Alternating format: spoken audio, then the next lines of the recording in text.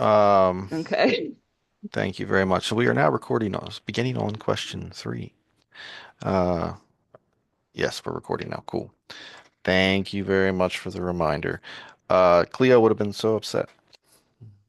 I don't even know what alternate assignment I would have had to give No, Cleo. listen, just turn off the recording. That's for you, Cleo. Turn off the recording. Too late now. All right. Let's see here. Hold on. Okay, good. So question three builds off question two. So these constellations, right there, we have multiple entities that are interacting together to achieve a conservation goal. Each entity plays its role. It doesn't matter whether you call it a constellation or a network, the same thing, the same truth exists that all the entities within that structure play their own role. What do the aquariums bring to the table in this form of conservation?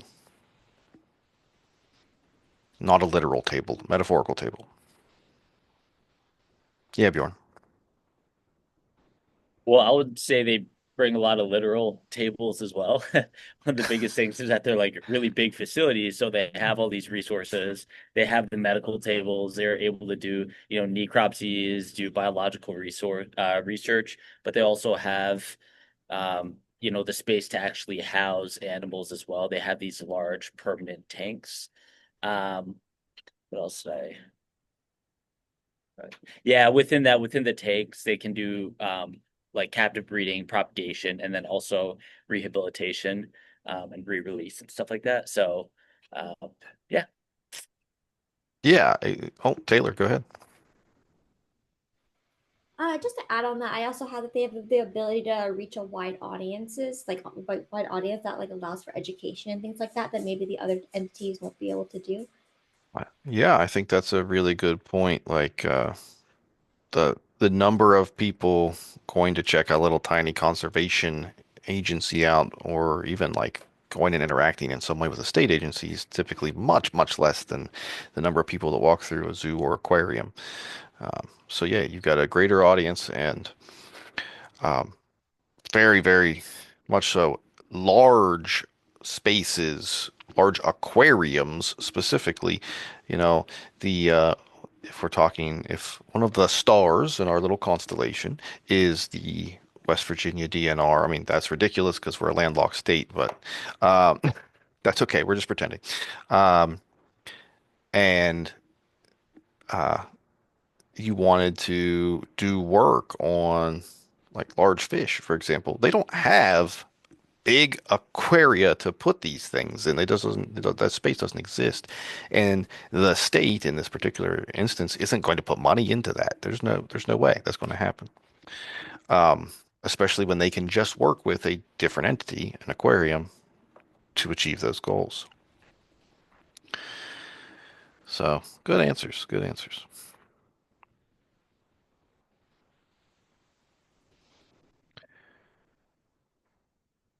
All right. So it talks about, and fisheries is a great place to talk about this particular topic, the myth of superabundance. What is the myth of superabundance? Destiny. So I put the myth of superabundance as the historically pervasive belief that marine and freshwater resources are inexhaustible. Oceans and rivers are imagined to be so vast and productive that human extraction could not meaningfully deplete them, resulting in early dismissal of warnings about declining and changes to the species composition. Do you think this is real? I think some people still believe in it, but maybe because they just don't want to listen to the science behind it. Yeah. If you look, oh, Destiny, you raised your hand again. You muted yourself. Sorry, I was trying to lower it, my bad. Oh, that's okay. I got confused. I don't, um, so if you look historically at the way fisheries were treated, and I'm sure all of you are familiar to some extent with this, they were abused. I mean, truly abused, where every animal that they could collect was taken out of the water. I mean, it was horrible stuff. Um, and of course, over time, fisheries suffered for that because they were removing an unsustainable amount of individuals from populations, and those populations suffering as a result ultimately yielded less and less and less individuals every year. And some fisheries have not and may never fully recover from that activity. But that was all.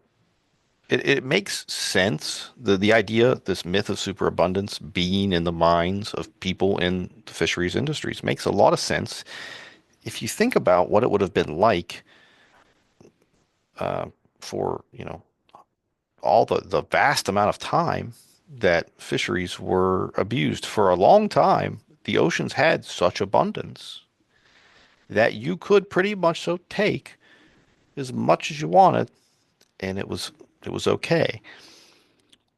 Um, but something changes over time, and that is our efficiency at pooling stuff from the water, right? We talked about how technology has made conservation a bigger issue today than it was in the past because we're so good at killing things now. So the technology that we use to harvest these animals is extremely powerful, and the number of people that are demanding those resources is higher, right? Those are two big pressures: greater technology and more people wanting those particular animals to eat.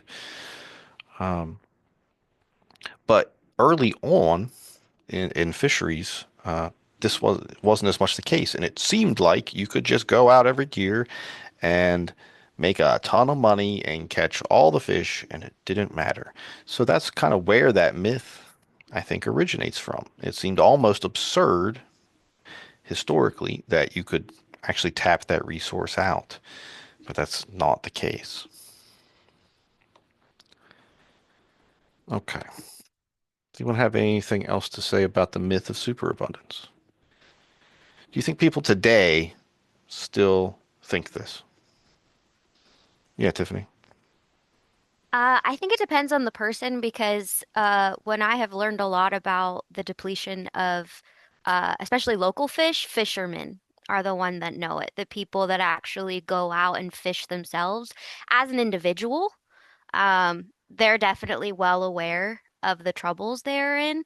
Um, Maybe not necessarily if they just go out just doing it recreationally every now and then, but the people that really love to fish.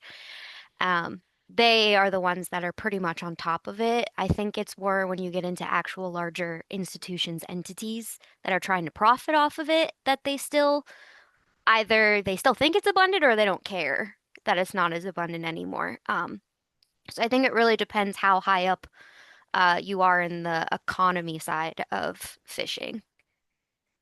Okay, yeah. Caitlin, you raised your hand in the middle of that, so you have a response to that or an addition?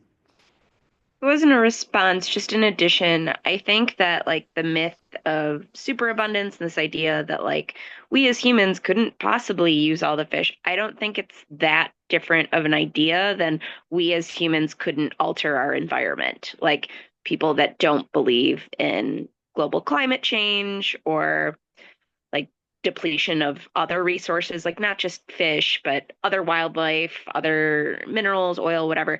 I think all of those things kind of tie into this idea that like we couldn't possibly create that much change. Like we're just one species on the earth. Like we couldn't have that much of an impact. The earth has been around forever. I think all of those mentalities are kind of tied together, and I think they still persist today. I think that's a good point, and it's pretty incredible to think that people could think that way when we are capable of blowing up mountains. We could change whatever we want. Uh, Jasmine.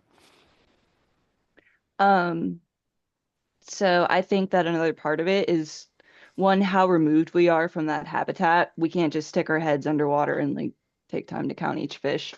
But I did want to add that like fishermen are very aware, but some of them are, I would say mainly the older anglers, they think it's been solved. They think, well, if I overfish this pond, it'll just get restocked. Like, oh, this hole's getting empty. Let me badger the first DNR agent I see and ask if they've stocked it yet. Because I remember that was a lot. Most of the questions I got stopped and asked about were, "Hey, do you know if they stocked this place yet?" And I was like, "I'm looking for rabbit shit. I don't know. I'm not on the fisheries side." But I think that the assumption is because people don't really care about fish. Once again, it's kind of come to the circle of like, well, you can just put more in. Like we can breed fish. You guys have hatcheries. Just put more in. Put more in the ocean. It's fine. Yeah. Yeah. I think that's a great point. Both of those points were great points. Other Jasmine Anderson. This kind of reminds me in California right now, we had deteriorating wolf populations for a long time, and lately they've gone back up, and it's kind of caused friction with farmers who the wolves are now going after their cattle, and now they're calling for wolves to be killed. Some people are killing wolves, saying that there's too many of them, even though that there aren't many, and they think that if we kill off the ones that are bugging them, because there's too many, it'll be fine because there's enough in this world and even just because they are going after their cows. Yeah, it's not limited, right, to fisheries. These mentalities are apply to almost any sort of conservation situation, or even non-organic things like coal. There's just coal everywhere, or whatever.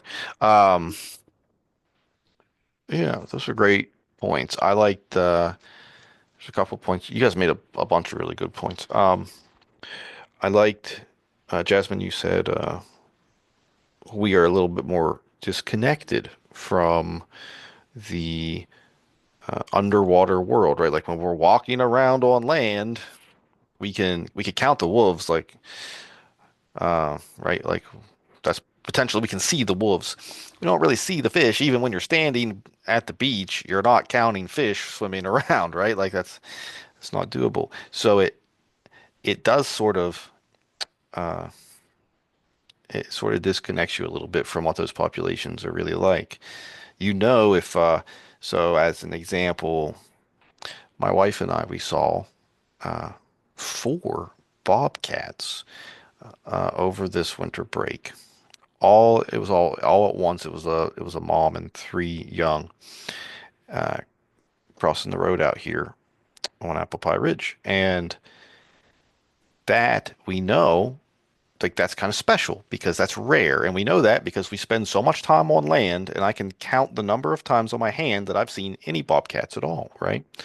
If I see a pigeon, I don't get excited because I see those all the time, and I know those are extremely abundant animals. When it comes to fish, though, it's a very different thing. I don't have a good sense of the relative abundance of different fish, right? And so I think that's a really good point to think about.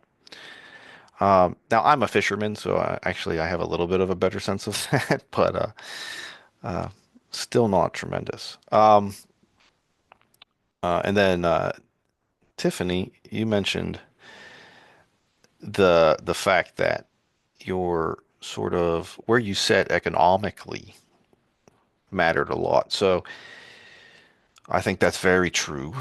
If you are one of the guys that's out running one of these big boats, for example, that's harvesting these fish for an industrial level harvest, your perspectives are much, much different from, say, me on the side of the stream, really hoping a smallmouth bass will hit my lure. It's a completely different way of interacting with the environment, and that changes things a great deal. And that is economic, right? I'm not going out there to fish because I'm hoping to make a bunch of money.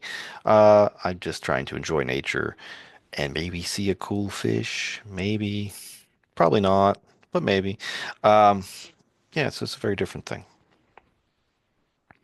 I will say, you guys spoke about how maybe some fishermen have this all figured out, and I think it's an extremely mixed bag. As someone who has spent a lot of time interacting with fishermen, There are in particularly it seems like in certain states and in maybe certain regions, there are really well-educated fishermen who have a strong conservation ethic in the way they approach fishing.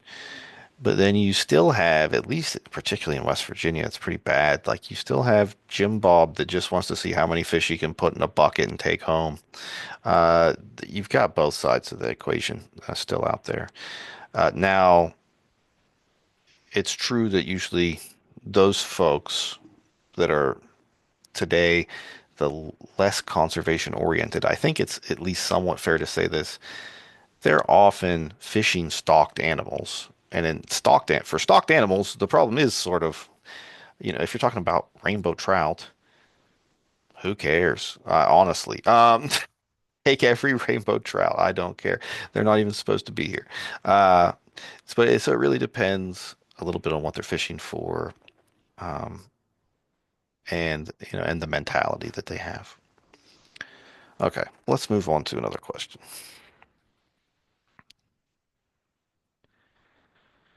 Do we care about that question? Not that much.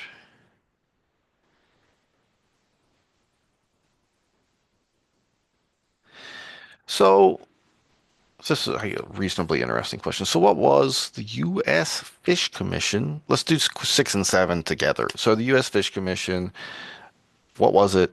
What agency exists now that essentially takes the place of that U.S. Fish Commission?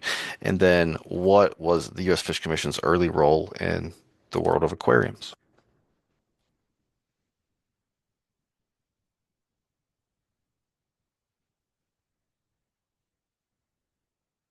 Annabeth. Yeah, It's a loaded question, but I'll give it a shot. sure. So, the U.S. Fish Commission provided a lot of research into fisheries and kind of into the ethicality of that.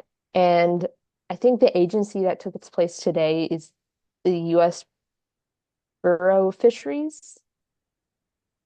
It's the Fish and Wildlife Service. Oh, okay, It's Fish and Wildlife. gotcha. The Bureau of Fisheries. There's a transitional point where the names change a couple times before we get to U.S. Okay. Fish and Wildlife Service. Gotcha, gotcha. And the early role it played was it provided a lot of exhibitions. Used to go to places and basically show all this stuff related to the fisheries and show its importance. And that kind of gained traction into developing aquariums and aquarium science, because then there's more of a role of like, oh, there's an aquatic side of this as well. Yeah, it's actually kind of cool because you don't really think about like the Fish and Wildlife Service today running around and doing like an aquarium exhibition. But very early on, it wasn't the Fish and Wildlife Service, it was the U.S. Fish Commission. Um, they did that. Like they went and they actually had like almost a zoo-like thing where they went and showed these different species in aquariums. Now, those aquariums and the way they handled that wasn't great. A lot of things died. It wasn't uh, a beautifully efficient and ethical thing, I guess.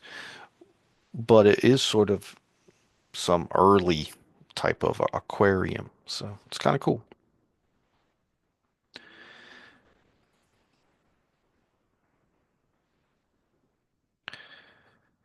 Um, I think we can skip question 8. It just goes into some other entities within these conservation constellations that were important and played different roles at different times mostly in the early 19th century, or I'm sorry, early 20th century. Okay, question 9's interesting. So what's the STS program, and do you think it works? Yes, Jasmine Anderson. I had that the STS program was the Saving the Sturgeon program. It was a large constellation of people that worked together to breed and release, and they would release 7,000 to 14,000 sturgeon yearly. They became part of the AZA SAFE program, and even schools are a part of this to help the sturgeon population. One of the schools, a fifth grade class, would rear a sturgeon, take daily measurements, and learn about the biology of the animal before attending the annual release of the sturgeon that they raised up. I did think that this type of conservation effort works very well and does a great job of getting the whole community involved. Yeah, is there anything else to that program? There's anybody can pipe in here. Is there anything else that with that program? Like, did anybody take the time to go look at the program?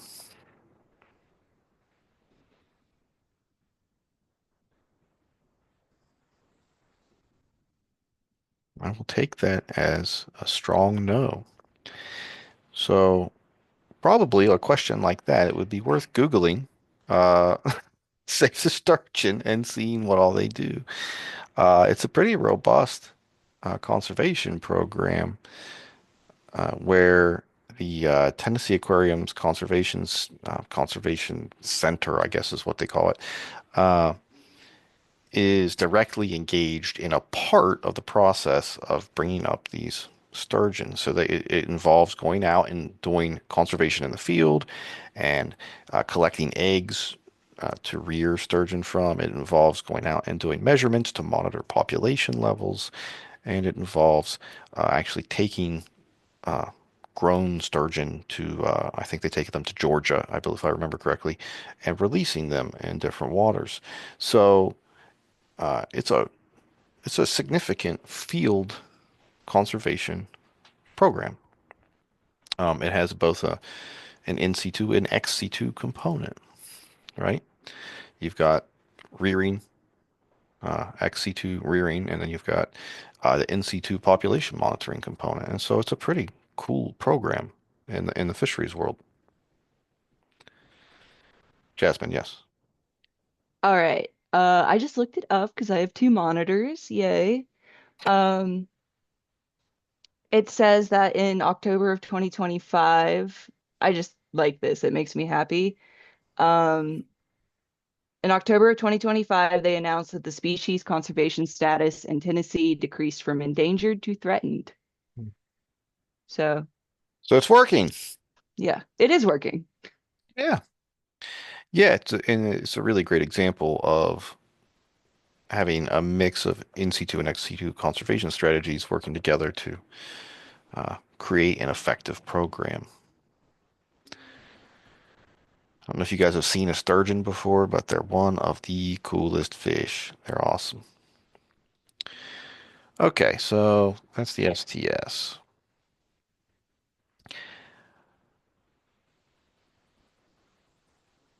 Oh, I thought the next one was project. Oh, question 11. Let's do question 11, then we'll go back to question 10, because question 11 is uh, kind of vaguely similar. So what's Project Seahorse? What outputs did it create, and what role did aquariums play in this particular conservation constellation?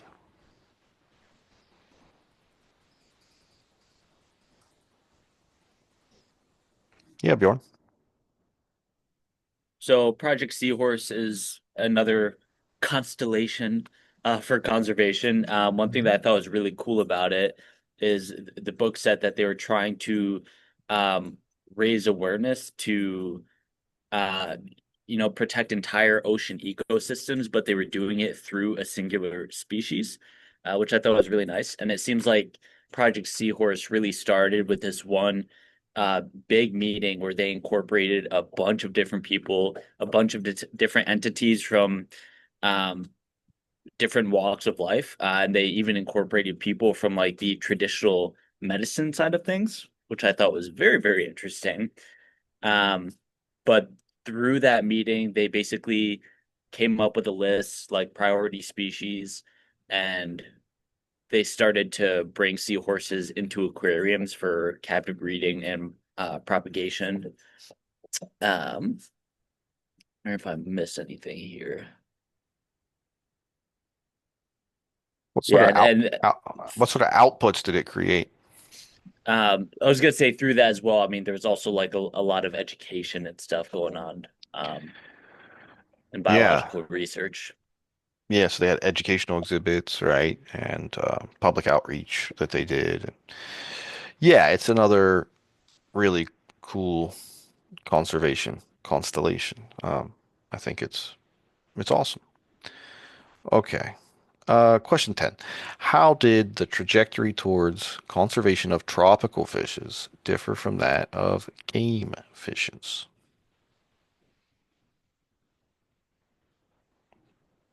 Tiffany.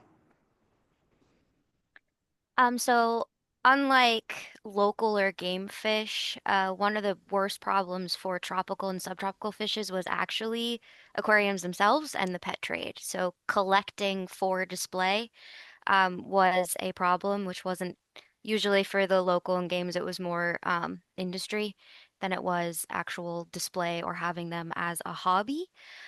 So then, as the husbandry advanced, as people became better at keeping them, and the popularity of the displays increased, collection increased, and it eventually was starting to contribute to wild declines, which then led more to concerns about availability for display and then eventually conservation efforts. So it was more of a concern of actually having them than necessarily with a game. It was a lot of how do you eat them?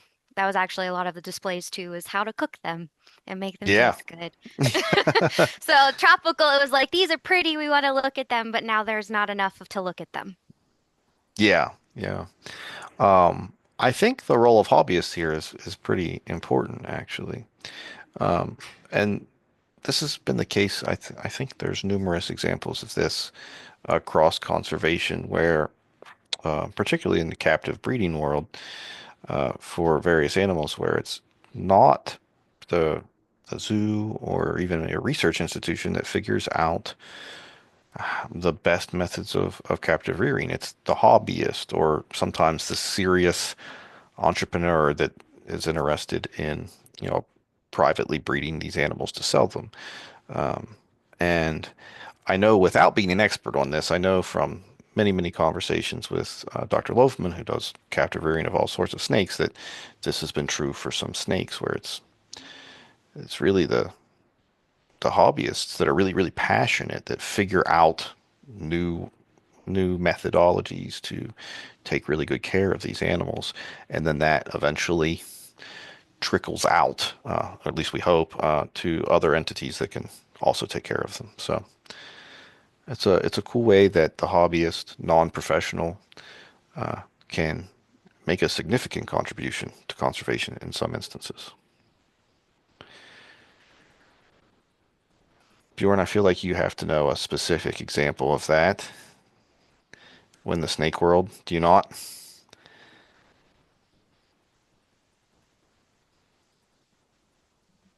So I've encountered that a lot of times just on a very micro scale, just like talking to people. Hmm. So, I mean, the one that immediately comes to mind is just like little arboreal pit vipers, which I absolutely love, but the babies are such a pain in the butt to actually get eating. And so just talking to people and some hobbyists, very responsible people, but people who just really dive into that one niche of reptile keeping, they themselves just kind of gave me a lot of tips and tricks to actually get them feeding. So I've encountered that quite a bit on a very small scale that helped my personal reptile keeping. Yeah. Okay. Let's see here. Where are we at? Question 12.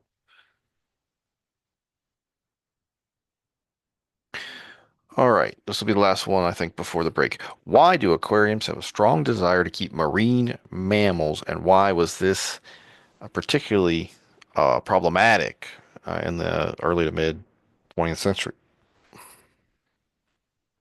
Yeah, Ryan. Yeah, so I sorry, organize my thoughts. Aquariums wanted marine mammals mostly because it drew in crowds, brought in money for the places that had them. But big issues with that are similar to what we saw for just land mammals for zoos. They didn't know how to take care of them, often died being captured or in transport or shortly after they arrived. So there were a lot of issues there. Obviously, they've made improvements with certain species since then. But something from the book that like I had to reread it a couple times, but they said that no aquarium has, oh, I guess, shoot, we might be going into this next question. Do you mind if I talk about okay. Go ahead. You Um, go right ahead. it said no aquariums or marine park have ever bred aquatic mammals for conservation purposes. And then I kind of went to the author's notes to read more about this.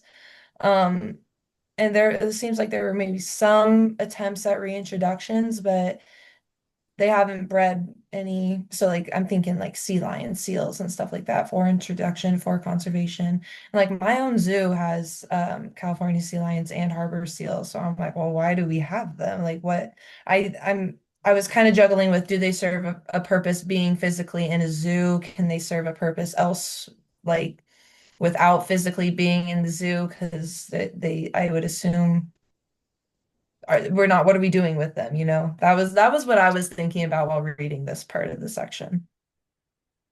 That is a really loaded question that I think we could probably talk. We will here shortly, I think, talk in more detail about. Caitlin, you had something to say?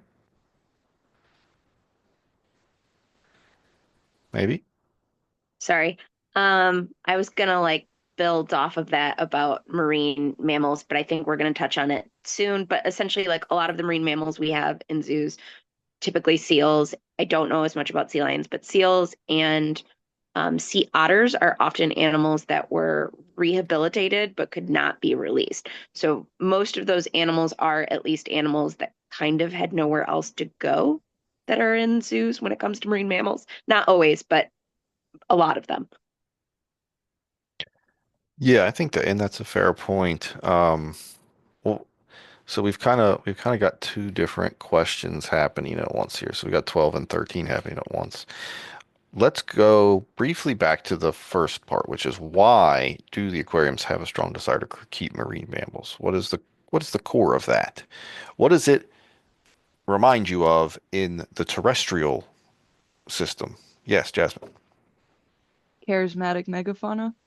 They are exactly the equivalent of charismatic megafauna for marine systems. Yeah, exactly.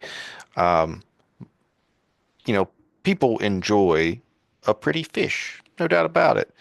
But people get excited about a sea lion, right? Like, it's a much stronger attractor, and you get a lot more people to come and see that animal. So that's really the equivalent. Now, interestingly, seahorses, which you wouldn't think of, they're certainly not megafauna because they're not that big, but seahorses are beautiful and mysterious enough that they actually sort of overcome the limits of their size and are very attractive to a lot of visitors, unlike most fish. Now, it's to me that's a strange thing because when I go to the aquarium, I don't even care about, the sea lions. Like, not that I don't literally care, but like that's not what I go for. I go to zen out and just like stare into a tank and watch the fish go back and forth, and I could do that for hours. Um, but I guess I'm just not the typical visitor. Uh, yeah, but that's why. That's the why. Um, and so if they're if they're not breeding these animals, which is what Ryan was talking about, should they have the animal? And then Caitlin brought up rehab. So what do we think about that?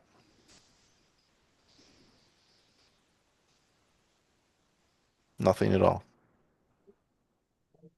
Tiffany. I think that depends on your view towards if these animals are useful in education for conservation, because some people would say you don't need to have the animal to properly educate about their troubles or anything. And that is a viewpoint that is coming up quite often in discussions about ambassador animals. Because a lot of the time people will go, the draw of something like a sea lion, a seal is the programs they're part of, since they are intelligent and trainable and very generally seen to have like bubbly personalities and everything. That there's a draw in that. and how much are you actually educating about their conservation when you are doing programs like that. Um, so that's kind of a very big discussion on how you think of that. And then again, if these animals wouldn't have a life because they cannot live on their own out in the wild, um, I guess then it'd also depend if you feel like having a life in captivity is having a life at all, which I know some people think that they would rather see the animal euthanized than kept in human care. Um, so I think it's a very personal kind of, you really have to think about how you feel about it and form opinion on it. I personally, I primarily care for failed rehabbers. That's what my zoo is basically for. We are native animals. The only way we legally can have them is because they are non-releasable, or were bred and cared for by humans. And I would hate to see these animals that have lived 2 to 3 times their natural lifespan with us just being said, well, if they can't live in the wild, then let them go. So I think it really depends on everyone's personal opinion. Okay. Jasmine, you want to add on to that? I also had the thought of, for example, I think every manatee or almost every manatee I've seen in a zoo is because it was being healed up in preparation to be released. So I don't think it's just rehab fails. I think it's also some animals that are in current rehabilitation. Um, because I know that they'll, for example, like with a manatee, when if it's really, really hurt or if it's sick, they'll keep it in a quarantine tank. But then in like sort of a process, it'll be out with the other manatees, I think, to get socialization. I don't know a lot about manatee behavior. And then if it's able to be released, then it'll be released. Think I've seen manatees like that. Or manatees that were so badly injured they couldn't be released. But I think we all agree that if an animal can't be wild, then it should at least be somewhere. It shouldn't just be euthanized on the concept that it can't sustain itself in the wild. Yeah. Okay. Ryan, you want to add on to that? Yeah, so I totally agree with what everyone has said about like rehab and bringing animals in if they can't survive on their own. But then I feel like that still leaves the question of if they should be breeding in zoos and in these facilities for conservation, if it is conservation. Because I know we've had many seal pups at my zoo. I feel like last year a couple zoo, I can't remember which one. I feel like somebody had twins somewhere. But then we're still breeding them. Should zoos lean more towards simply rehab, and go away from captive breeding of animals like this? This whole section brought up so many thoughts for me, but Well, that's great. Share them. That's good. Uh, yeah. Um, I think those are difficult questions to just like flat out answer. I know what my personal thoughts are, and I think rehab, uh, in terms of both being actively involved in the rehabilitation, or serving as a refuge for individuals that can't be released back into the wild, is a perfectly valid reason to have house these animals. I do think there is some trickiness in rehab. So I have more experience in the bird rehab world, not as a rehabber myself, but as someone who regularly talks. I have friends to do rehab, and I talk to them a lot about this stuff. Uh, Sometimes an animal is hurt in such a way that its quality of life won't be great. You can keep it alive, and it will even probably, for the most part, seem okay. But if you have knowledge about its injury in a deeper level, you would know that it's actually in quite a bit of pain. Animals in general don't show pain because showing pain is showing weakness, and showing weakness in the animal kingdom tends to get you killed. Um, so they don't tend to show those things. So when that's the case, as as long as I think zoos are not allowing that to go on, so that they can have the sea lion, then I don't have a problem with it. Then there's no way to know if that happens, but I am certain that there are plenty of unethical zoos out there that have done that, just that. Yeah, Caitlin.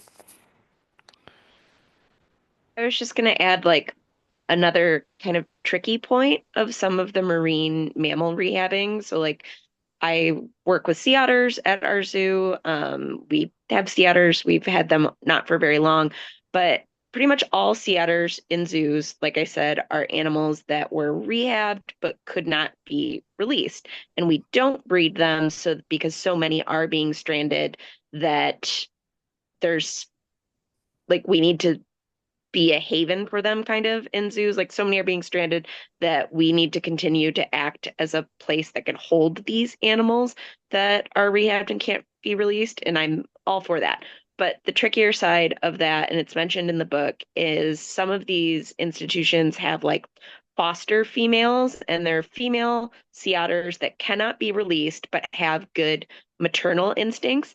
And they will pair stranded pups with these maternal females, and she will take care of them and teach them the skills they need. And a lot of these pups end up getting released because of these foster moms. And that part is all great. But the tricky part is sometimes those foster moms end up with kind of compromised welfare because they're repeatedly going through this process over and over of like taking care of these pups, and then the pups are taken away and released and everything, but they end up with moms that are kind of behaviorally off, like weird and not Mm. normal, and have abnormal social skills and connections. And like we have one right now. She got moved from her home because she was no longer the best foster mom. So she came to our zoo and she has like a good life and everything, but she's weird. She wants to like mother all the other otters, even though they're adults, all the time. Like she is not totally behaviorally normal.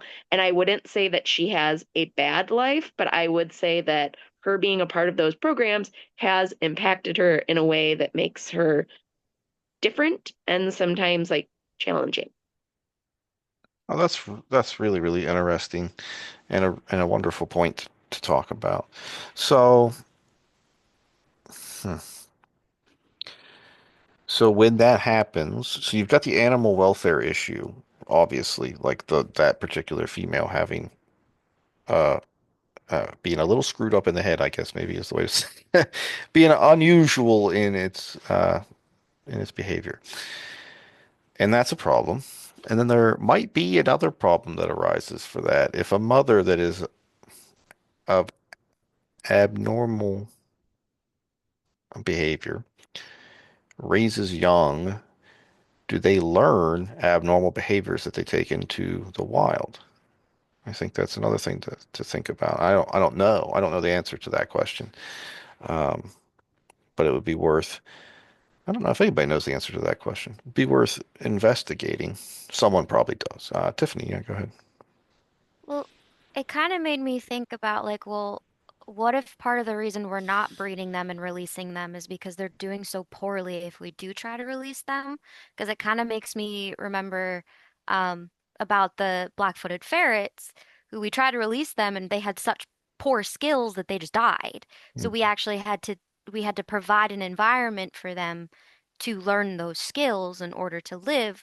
So it also makes me think, are we capable of providing an environment for these marine mammals where they can learn the proper skills to learn? And it seems like we're doing that with sea otters to an extent.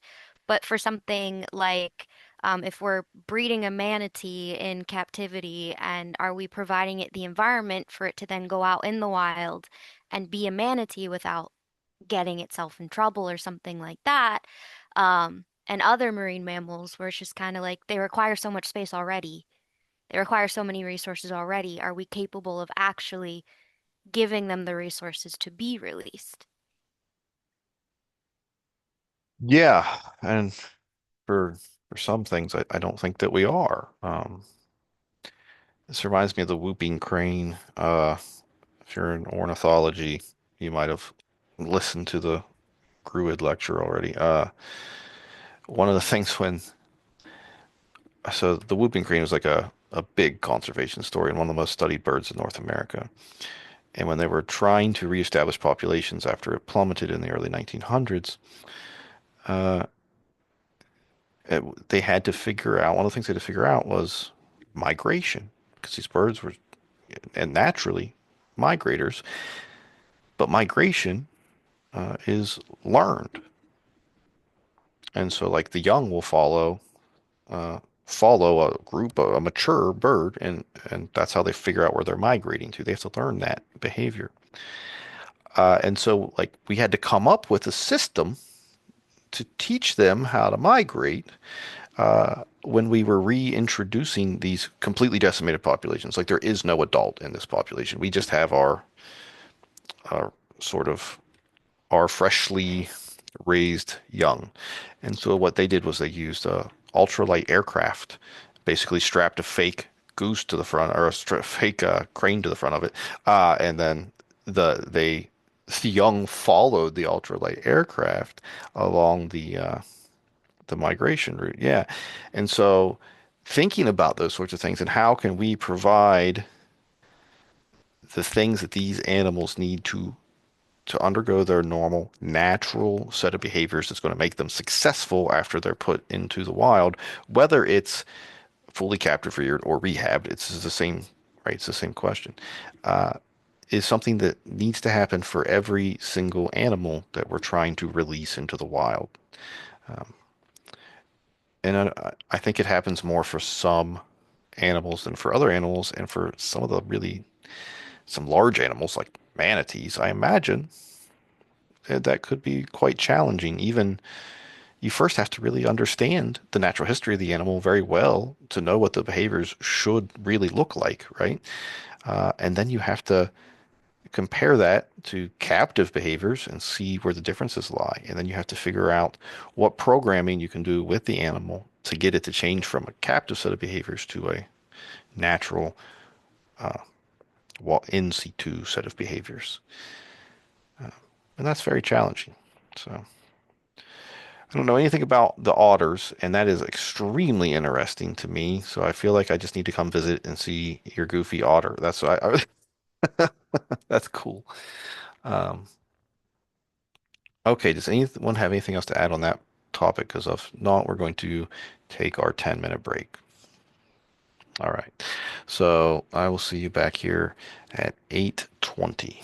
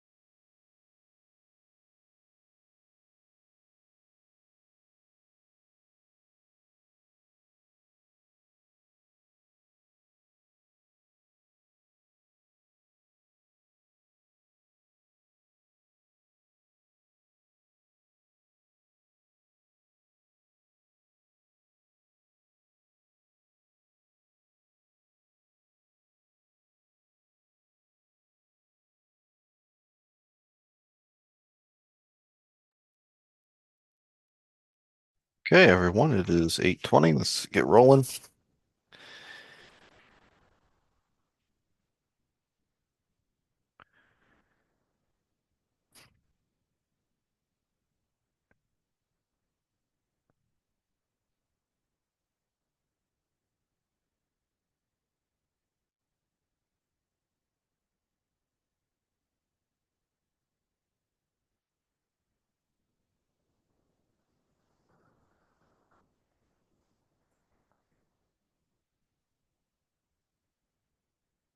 Looks like we're missing a couple people still. I'll give everyone another 30 seconds to get back.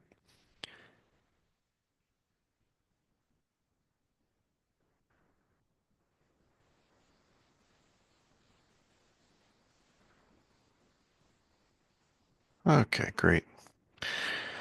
Um, we'll go move on now to question 14. So, this question is, which conservation activity of zoos and aquariums has the greatest direct benefit to animals in the wild, according to the author of the work? We're in a new hour, so I'm checking everyone off again, just to be clear. Jasmine Anderson. I don't know if this was the exact one that he had put, but I had got that the direct support of field conservation and the positive influence of that support has the most immediate effect on wildlife. Yeah, so the author is saying that like field conservation, the in situ stuff, is the most effective uh, method of conservation that zoos are to some extent active in.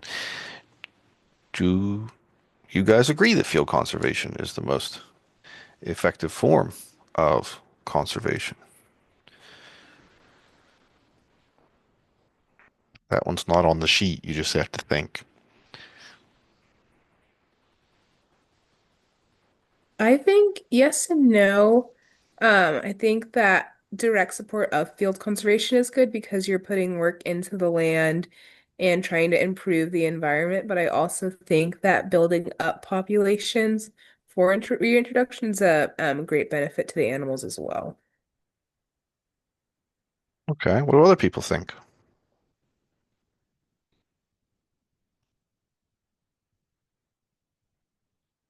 Yeah, Bjorn. I think that's a very, very loaded question that has to be taken on a case by case basis. I don't know if you can necessarily, say all field conservation is more effective than, the education, the captive breeding done in zoos. But I think you have to just kind of look at the different programs, see, what exactly the issues are, because in some cases it might be captive breeding, which is more important just to get those animals so they can then kind of be released. So yeah, I think it's very, very dependent on the program and what the most prominent issues are in that particular instance. Yeah, I mean, I would agree with you. I think that this is a maybe overly generalized statement about effectiveness of conservation and what's the most effective form of conservation. I would even throw another wrench into all of this and say conservation education is a form of education, right? Or sorry, a form of conservation. Uh, I had a dyslexic type moment there, I guess. Um, so what about that? So you've got like the boots on the ground in situ stuff. You've got the ex situ type stuff, and then you've also got the spreading of knowledge as a form of conservation. Um, it's an indirect type of conservation. Um, when we think of all of those different things, it's really hard to state with certainty that any one particular approach is always universally the most beneficial. If we ignore education for the moment, just because it adds a kind of an unusual and indirect dynamic, and we just talk about NC2 and XC2, that still remains true. But just between the two, um, it's not as simple. So the author saying this is maybe making a bit of a bold statement, and this is coming from a field biologist, right? Like that is what I'm into. I'm into field conservation, um, and I still would say there are times that's correct, but it's not always the ultimate route to a conservation goal. We have examples that we've talked about in class with different animals whose conservation success stories are specifically sort of created through a captive breeding program, right?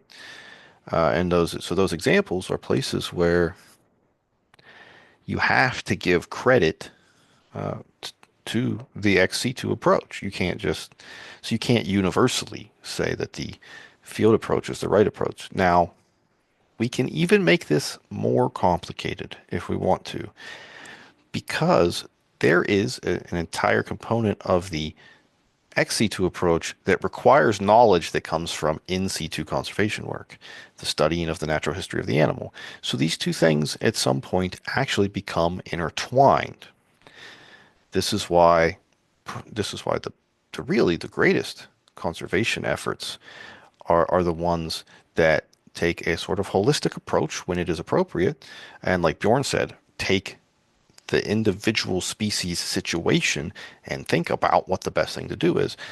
This is why those programs are really the best programs.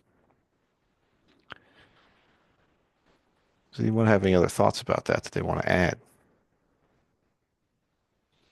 Does anyone think that XC2 is the best and NC2 sucks?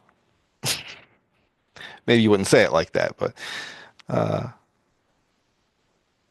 okay. I like counter the looking at things from different angles.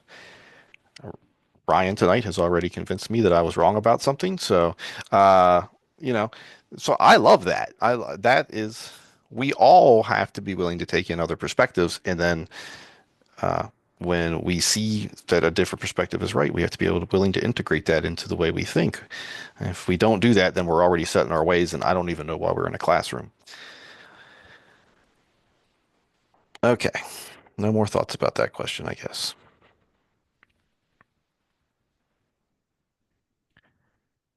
How does support, so this is question 50. Oh, Ryan, go ahead.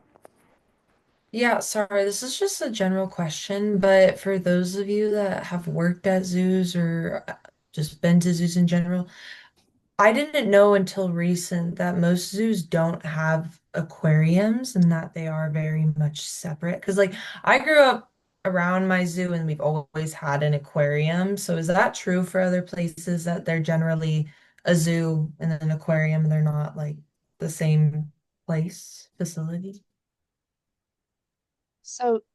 Oh, are we raising hands? Okay. To say we have a Yeah, big aquarium on grounds. If you go to the zoo, you go to the aquarium, and it's a pretty big one, I would say. So. well, I think that's a good question since we're talking about aquariums. So Annabeth, you start talking, so just go ahead. Let it out, Annabeth. Are you sure? Okay. Because usually sometimes there's not even a aquarium attached at all. Like Zoo Knoxville, which is kind of close to where I live, has no zoo. I mean, has no aquarium. And sometimes it's like separate entities. So there's like Newport Aquarium, but then you have the Cincinnati Zoo. So that's kind of how I see it, but there are places where there is,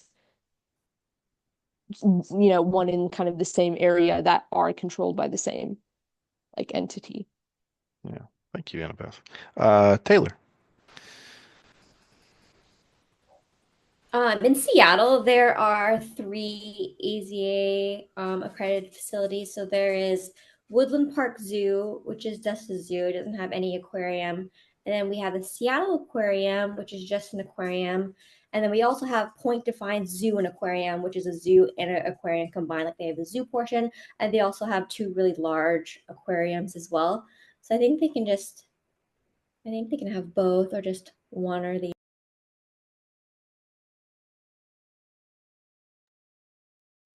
Okay. Jasmine Harrison, you had your hand raised. Did you You decided that was a terrible idea, or I was just gonna say at the facility I work at, it's just the zoo. We have 400 acres, so most of our other than our like bird habitats or like the aviaries or primates and stuff, all of the rest are just about 20 to 100 acre areas for the animals to roam. Mhm. Caitlin? We do. So I'm at the Detroit Zoo and we do not have an aquarium, but we do. The city of Detroit has the Belle Isle Aquarium, which is mentioned in the book. It's a very old aquarium. We have like partnered with them on some things. Like I know they work with our amphibian department for our mud puppy project. So like we've partnered with them, but we're not directly affiliated or anything. And there was a time where the Detroit Zoo was considering creating an aquarium in the city of Detroit, and it was decided that it would just be way too massive of a financial undertaking in large part because of all the elaborate life support systems that you need for an aquarium that aren't necessary often for a zoo unless you have major aquatic systems. Yeah, aquariums are crazy expensive, absolutely insane. Um, Great. Well, so there you go, Ryan. You can see that there's quite the it's a variety of situations. But yeah, for the most part, the zoos I've been to, if they have an aquarium, it's usually a little small thing. It's like a relatively tiny amount of the entire square footage of the zoo. But man, there's nothing that beats a good standalone aquarium. My gosh, you just spend hours staring at the water. It's a good time. Okay, so we're moving on to question 15, I believe is where I was headed. Yeah. How does support for conservation of wild animals increase the monetary gain of zoos? Abby. I have when zoos visibly commit to conservation, they strengthen their legitimacy and public trust. I think visitors are more likely to attend and donate and maintain memberships with zoos and aquariums when they believe their money supports a meaningful cause rather than just the entertainment aspect. Yeah. What else do I have? I also have conservation commitment also opens the door to new funding streams. Zoos that demonstrate real conservation impact are more competitive for like grants, philanthropic, I can't even say that word, philanthropic donations and sponsorships and stuff like that. Yeah, that was a great answer. Great answer. I think it covered most of the nuance, I think, of that question. Taylor, you want to add to that? Yeah, kind of how I looked at it. I definitely agree with what Abby was saying, but I think it's important for both the public and the zoos to support conservation of wild animals because people are going to put like their money where like what aligns with their values. So if the public doesn't have a support for conservation, like the monies aren't going to gain monetarily. Like no one, they're not going to gain financially. So as long as like the both the people and the zoos need to take conservation seriously and value conservation in order for these institutions to make money. Sure. Yeah. Um, yeah, Bjorn. To kind of backtrack a little bit, I was actually going to talk about this when we were talking about like the rehab as well. I didn't mention it because I didn't want to be the guy when everyone's talking about like the welfare and well-being of the animals. I didn't want to be like, "Hey, money." But I think that that is also like the rehab that also plays a huge role in that as well. Like when people can come and see animals being rehabbed. I know I went to a place in Florida that had manatees, but they were all being rehabbed for release. And so actually seeing that and seeing the animals and seeing the direct animals that they're working with to actually send back into the wild, I feel like that can garner a lot of support as well. Yeah, absolutely. And that in itself is conservation. Rehab is conservation. Um, Tiffany, you want to add to that? Yeah, kind of at a facility that works with rehabbed animals that doesn't rehab itself or release anything into the wild. I was personally told, like to my face, that it's the mom of one of my homeschool kids. The only reason she supports us, because she hates zoos and thinks they're terrible places, is because of the fact that we're taking care of animals that have nowhere else to go. and because we're taking care of old animals, which is entirely untrue. That just happens to be the animals we have, and those are our public-facing animals. But more people have come out to support our facility because they have the idea that we only care for animals that cannot be released to the wild, that have no other homes, that we're kind of their last saving grace and things like that. So a lot of the time, if people think like, oh, like maybe this is the only way we'll save these animals, that's really going to drive revenue. They're going to want to donate. They're going to want to come see you. Um, but now we're also in kind of the thing like, okay, well, how do we break it to them that we're not these all like angelic entities that are only doing this? Like that's kind of an ideal. But yeah, I've had it said to me, I've had people tell me that's the only reason they support our facility. Yeah, so that's interesting because well, kind of like what you elucidated is that by doing that, you're being slightly disingenuous about the reality of the circumstances. And we've talked about why that can become problematic and ultimately result in a negative for an institution.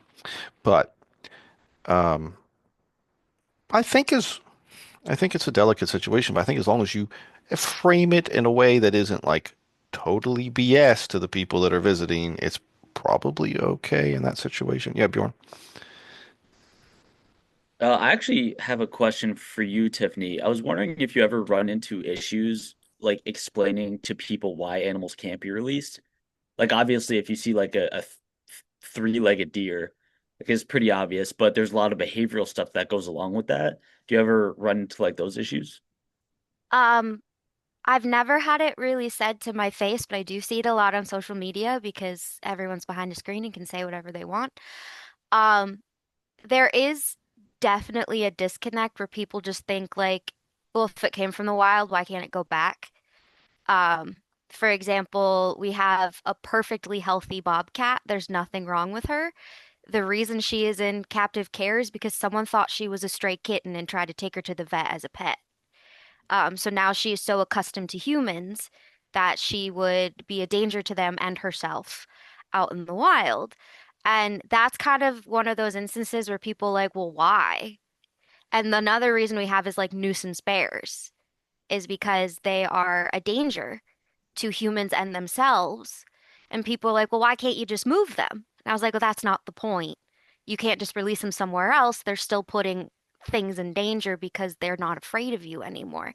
So it really depends on why they're still here with us. Obviously, our mountain lion, he broke his leg and was abandoned by his mom. That's kind of, it's really simple to understand. Like, oh, he physically could not care for himself. He wasn't raised by a wild mountain lion. He had physical injuries. Or I have a turkey vulture who physically, she's missing half her wing. She can't fly. And things like that. So it really depends on the circumstances. But yeah, there is a definite disconnect. And a lot of people, they're like, well, if it came from the wild, just put it back. And everything should roam free and it'll do fine. They don't really connect it to the circle of life being like it'll die because it'll get eaten or it won't be able to eat itself. Hmm. Well, good. That's a good question.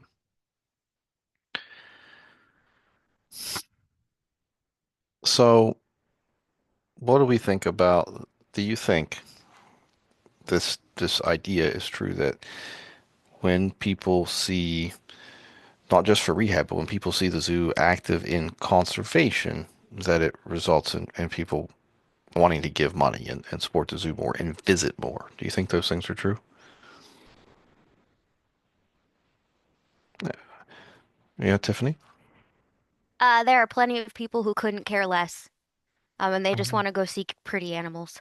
Um, and there are plenty of facilities that don't do a lot of contribution and still are just as popular as any other zoo.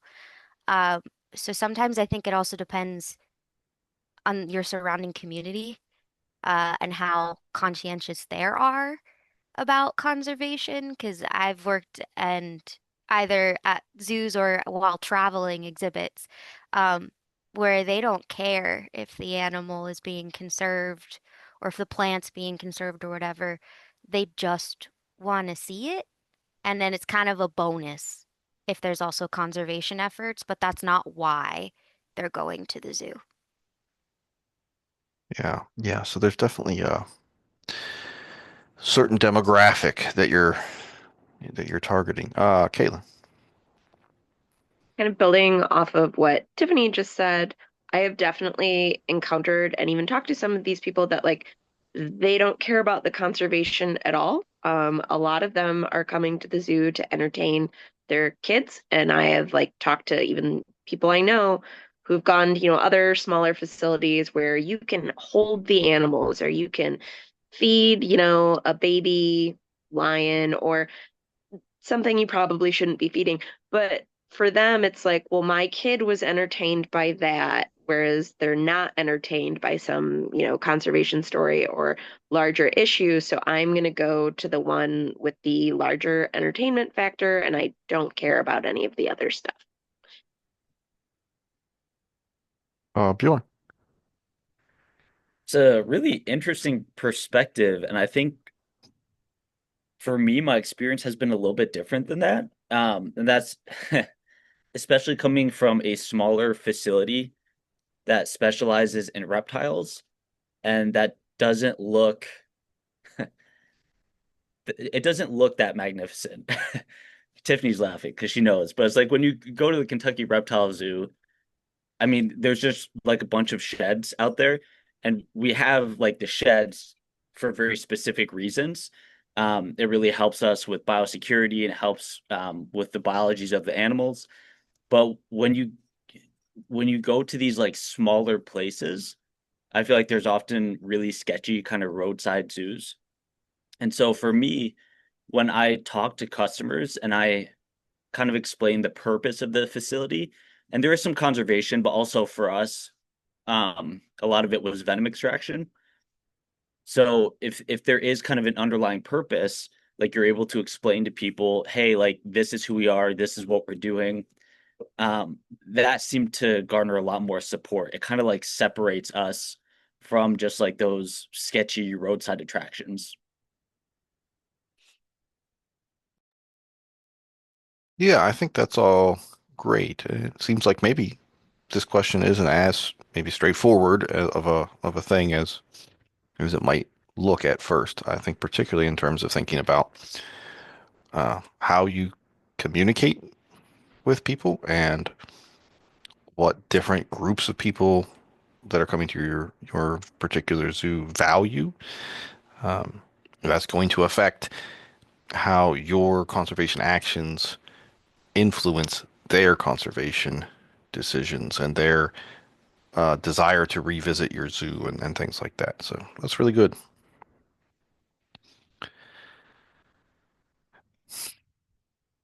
All right. Question 16. So if some, we'll just say AZA, it doesn't really matter.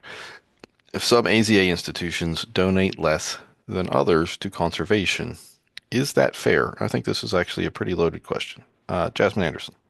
Hey, you have a cat. I've said for this one, I don't think it is unfair that because some WASA facilities aren't as large as others, and expecting them to be able to pay as much as large facilities is not fair. I think that there should be a certain percentage agreed upon for all facilities to pay for their from their annual operating budget.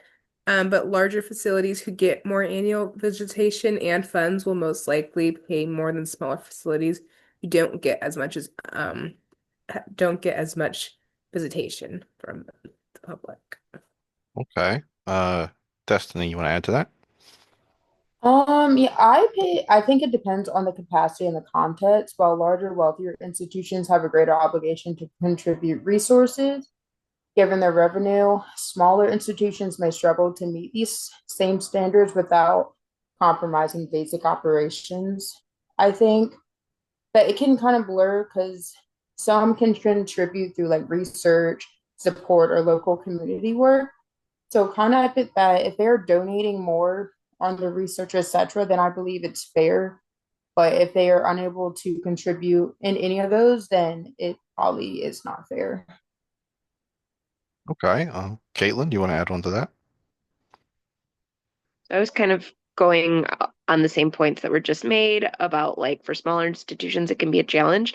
But I just wanted to add that I think not everyone realizes how hard it is and how financially expensive it can be to even be a WAZA or AZA accredited zoo. Like just getting accredited is its own financial hardship, all the things that go into it. So to then ask those smaller institutions that maybe just got accredited, just went through that process to try to like commit however much of their budget to conservation, it's a big ask. I used to work at a small non-AZA facility, and it wasn't that we didn't care about AZA or didn't want to be a part of it. There were just a lot of AZA regulations that would be very hard to achieve to get accredited and then like to get through that hardship and then have to donate however much money to conservation.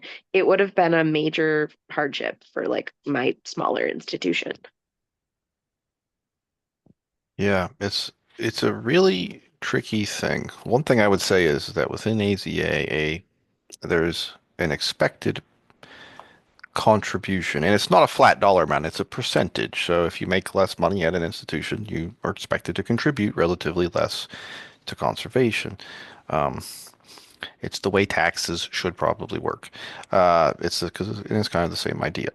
Um, so it's a percentage, based contribution. I think the number is something like 2 or 3%. It's not a very large number. I don't know if anybody knows what the number is off the top of their head.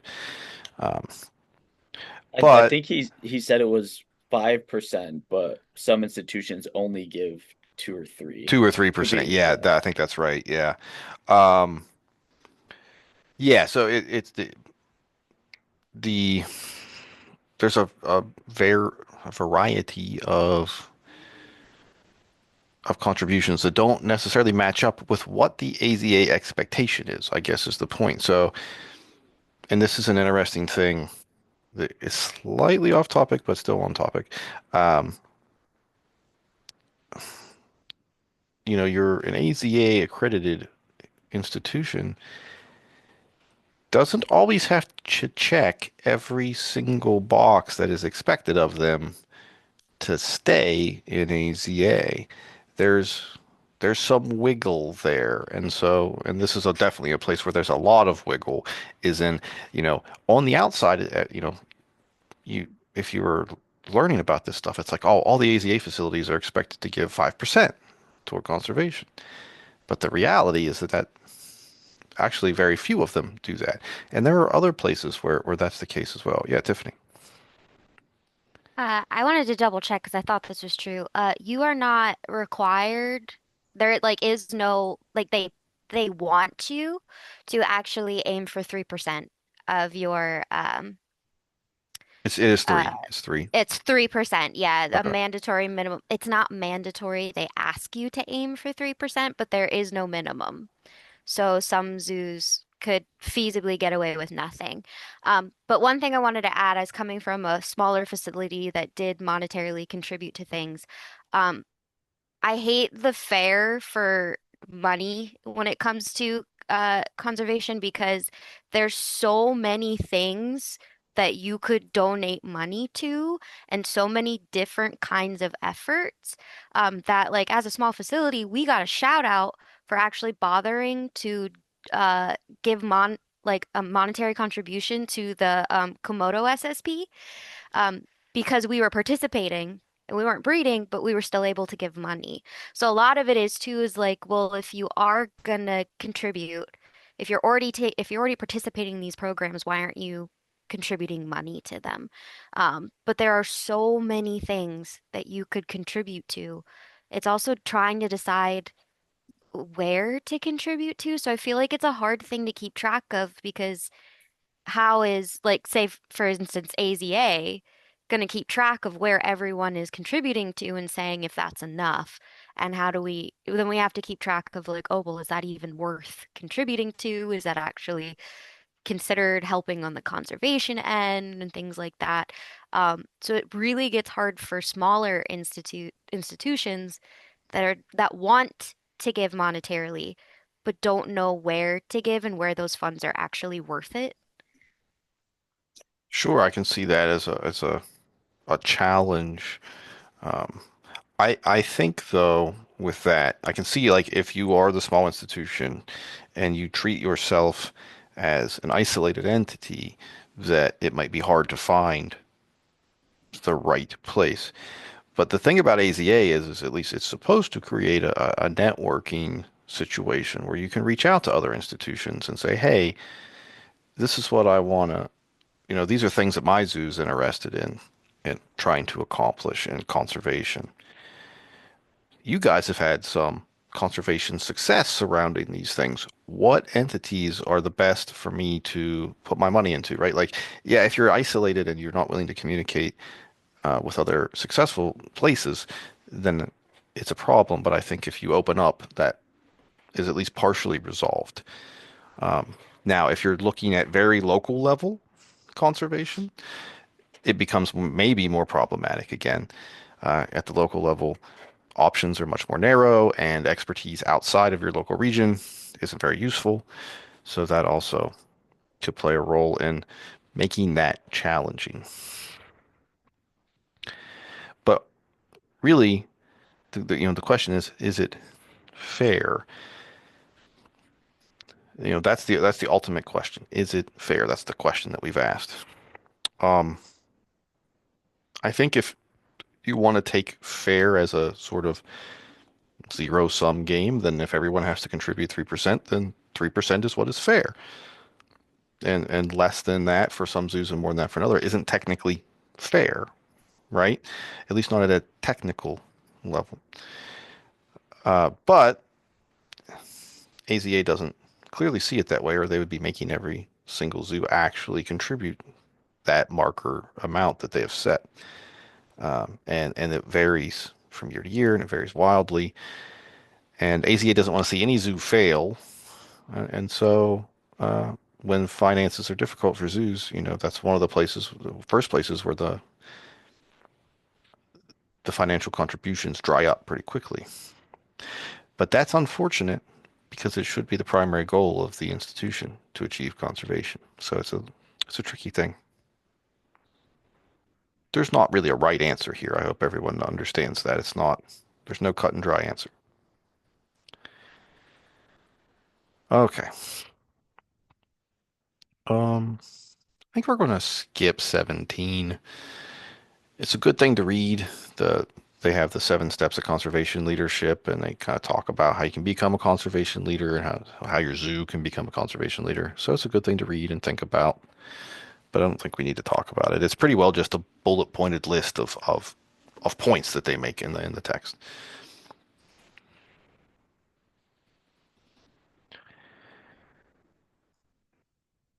Question 18 is worth talking about, I think, and is at least somewhat associated with question 16 that we just were discussing. So question 18 is, how do zoos and aquariums commit more resources to saving animals when they are faced with expanding operational costs and unpredictable economies and with inclement weather affecting attendance at their outdoor venues? In other words, under constrained economics, how can zoos in that circumstance continue to contribute to conservation?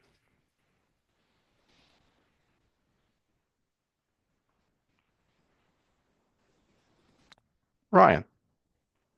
I wrote that things like memberships can help sustain them throughout the year, as well as donations from wherever they tend to get their donations from.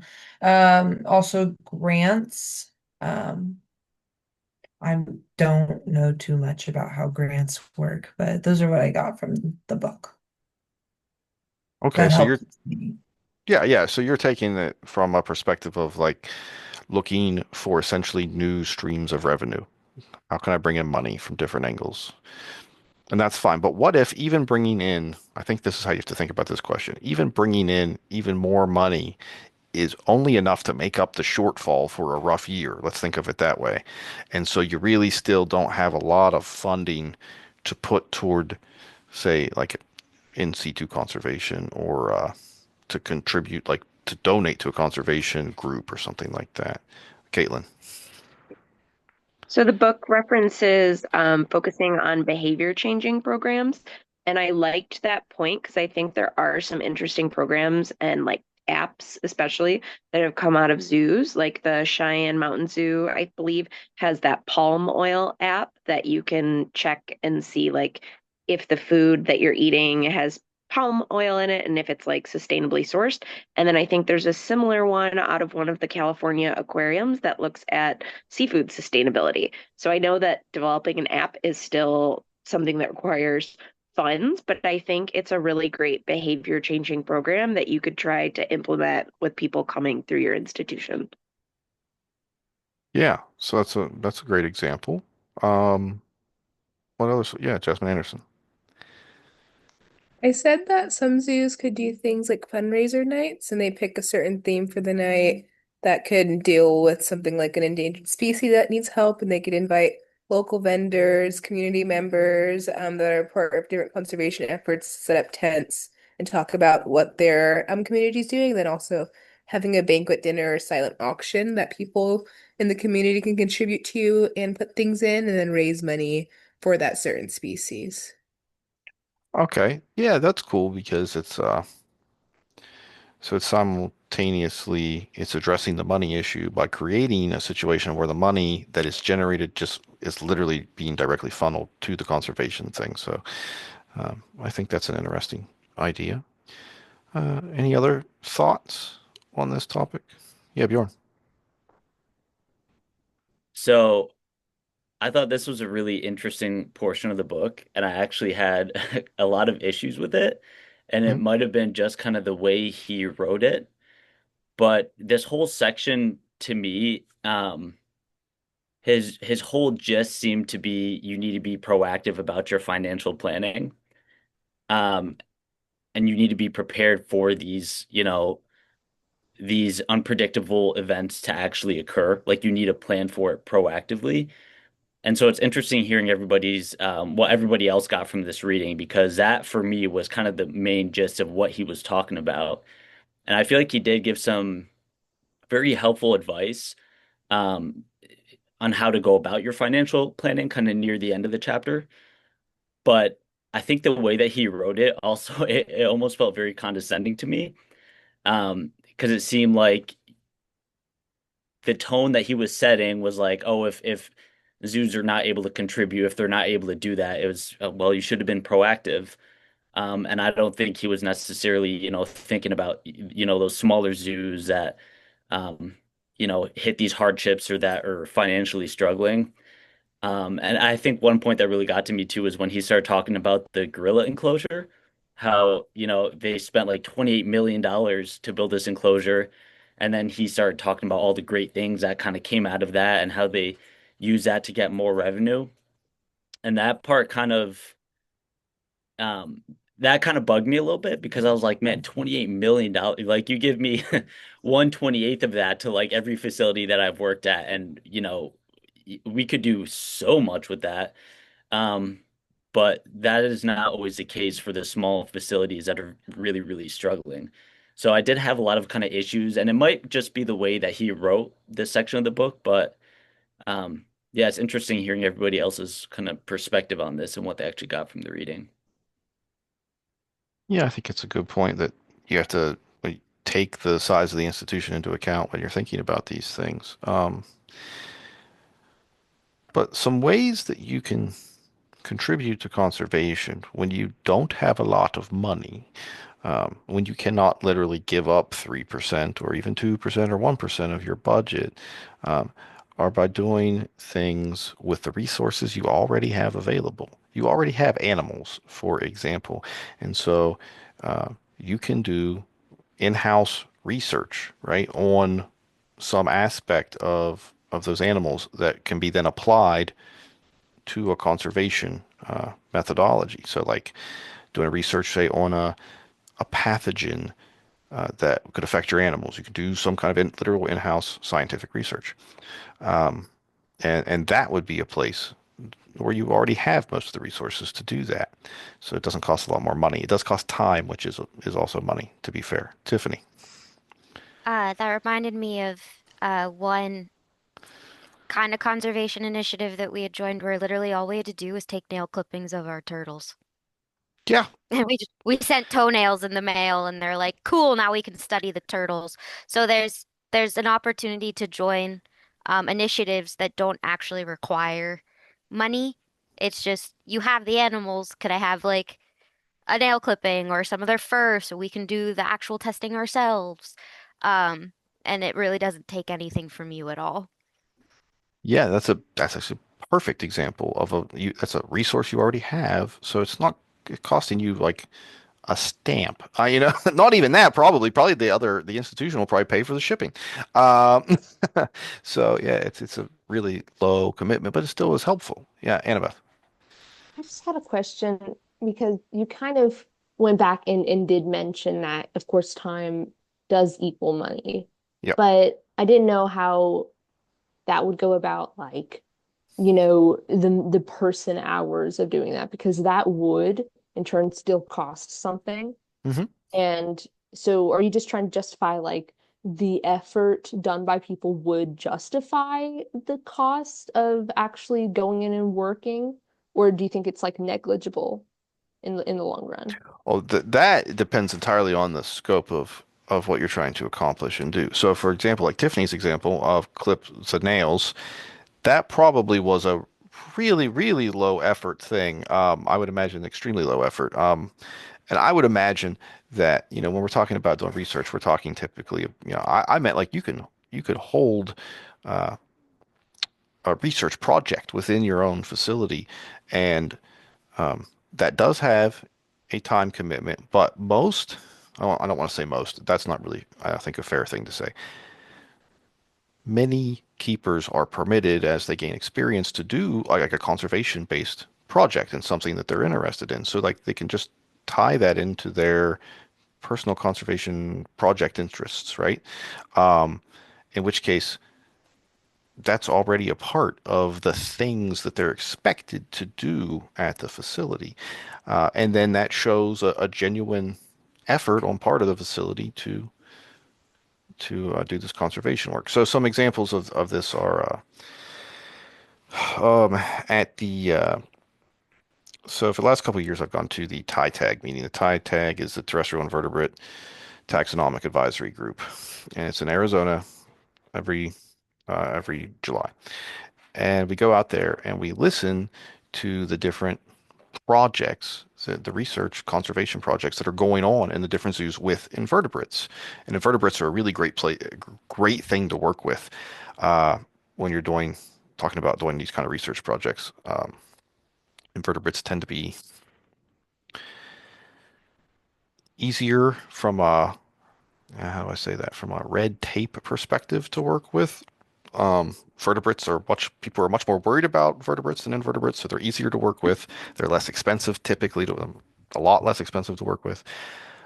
It's easier in many cases to get large numbers. Not always, that's not always true, but oftentimes. The amount of space that invertebrates take up compared to vertebrate spaces is a lot smaller. And so you can do small conservation projects with invertebrates for a relatively much smaller total financial contribution. And if you're already raising those invertebrates, then you have those resources. Doing a little small research project isn't a big deal. So an example of one that I saw last um, last July, there's a bunch because I mean it's a conference and that's all people were talking about. Was one where people were looking at like heat preferences in this. It was in a centipede, and they were looking at like where the centipede moved throughout an enclosure and throughout the day across the heat gradient, essentially, and then you could take that information and apply it to how the centipede might move around in nature, right? Like if you wanted, you could connect its behaviors in the enclosure to talk about how that might be reflective of its behaviors in a natural setting, which might be useful information for someone doing conservation work. So that's just an example, and maybe not the most stellar example, but it's an example. So does that make sense? Yeah, good question. Okay. This is one of those nights where I can tell that everyone is suffering, everyone wants to be off here, and everyone is tired. I've seen almost half of you damn near fall asleep on me. It's going to be okay. We're going to get through it. Um, let's see here. So question, I don't care about that question. Question 20. Let's go to question 21. What's the best way to change people's perceptions about conservation? This is a loaded question. Annabeth, what do you think? I think Bjorn mentioned this a little bit. What, but it's to be proactive rather than defensive. Um, so instead of like putting people down about their views on conservation, rather be educational about it. Unless I misinterpreted the question, but that's kind of how I see it is be positive rather than negative on the issues. Okay. So by asserting a positive stance, I think that's fine. There's not a right answer to this, so it's a, like I said, it's a loaded question. Tiffany, what do you think? I had that they basically need to put their money where their mouth is, and practice what they preach. I think in the book he said they need to walk the talk. So if you expect people to care about conservation, you better care about it yourself and put your own effort into it, instead of just saying all these nice things and then not doing anything yourself. Yeah, I think it's essentially conservation through example, right? Like lead by example and people will follow. Taylor.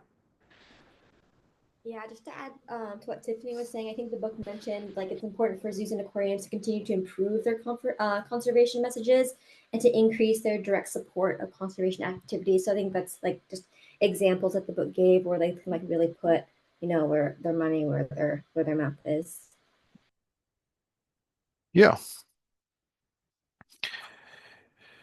Um, yeah, I don't know if there is a one best way. I mean, the idea here is that some of you might have had very different ideas from other people, and you don't have to have the same ideas as the book. Like you might be like, no, that's not the best way, and that's okay. Um, I tend to lean into I would strongly agree with the idea that leading by example is one of the best ways. I think that's undoubtedly the case. I think that's the case in most anything that you would try to convince another person of is like if you tell someone this is how to be a good person, and then you don't do any of those things, they have to either assume that you don't want to be a good person or that you don't know what you're talking about, right? Those must be the only assumptions to be made. So that's much the same here. If you say like this is conservation is good, we should do conservation, but then you don't do conservation, well, that is going to lead people to believe that you either don't believe what you're saying or you do not care about conservation. And that's not a good look. So there's that, and then there's uh, education is so freaking important. Um, and particularly education. I know we talked about the idea of preaching to the choir, particularly education of the people that are not already in the choir, getting to the people who are, are ignorant of the issues, and but might still be persuaded. That's huge to get to them and just educate them. You can't be convinced of anything before you have a foundation in the education of that thing, um, with maybe a few exceptions. But we're not going to get into that there. It gets deeply philosophical and it will take us all night to talk about. Okay. Let's move on to a Wilder Kingdom. The next two, Wilder Kingdom and the zoos in the 21st century, I don't have as many questions to talk about.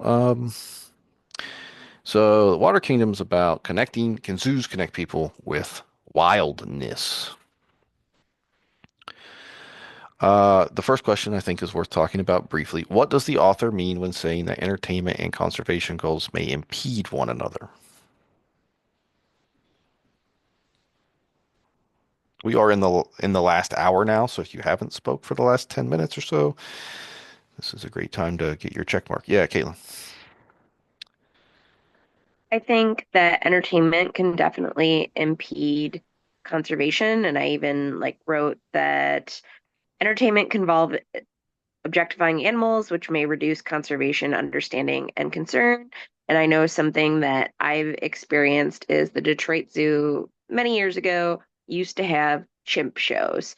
And I still get older people that come up to me and tell me, like, oh my God, I hate that you guys don't do the chimp shows anymore. We loved the chimp shows. And then I have to kind of explain why that no longer like aligns with our messaging and our stances on welfare and like encouraging natural situations and natural behavior.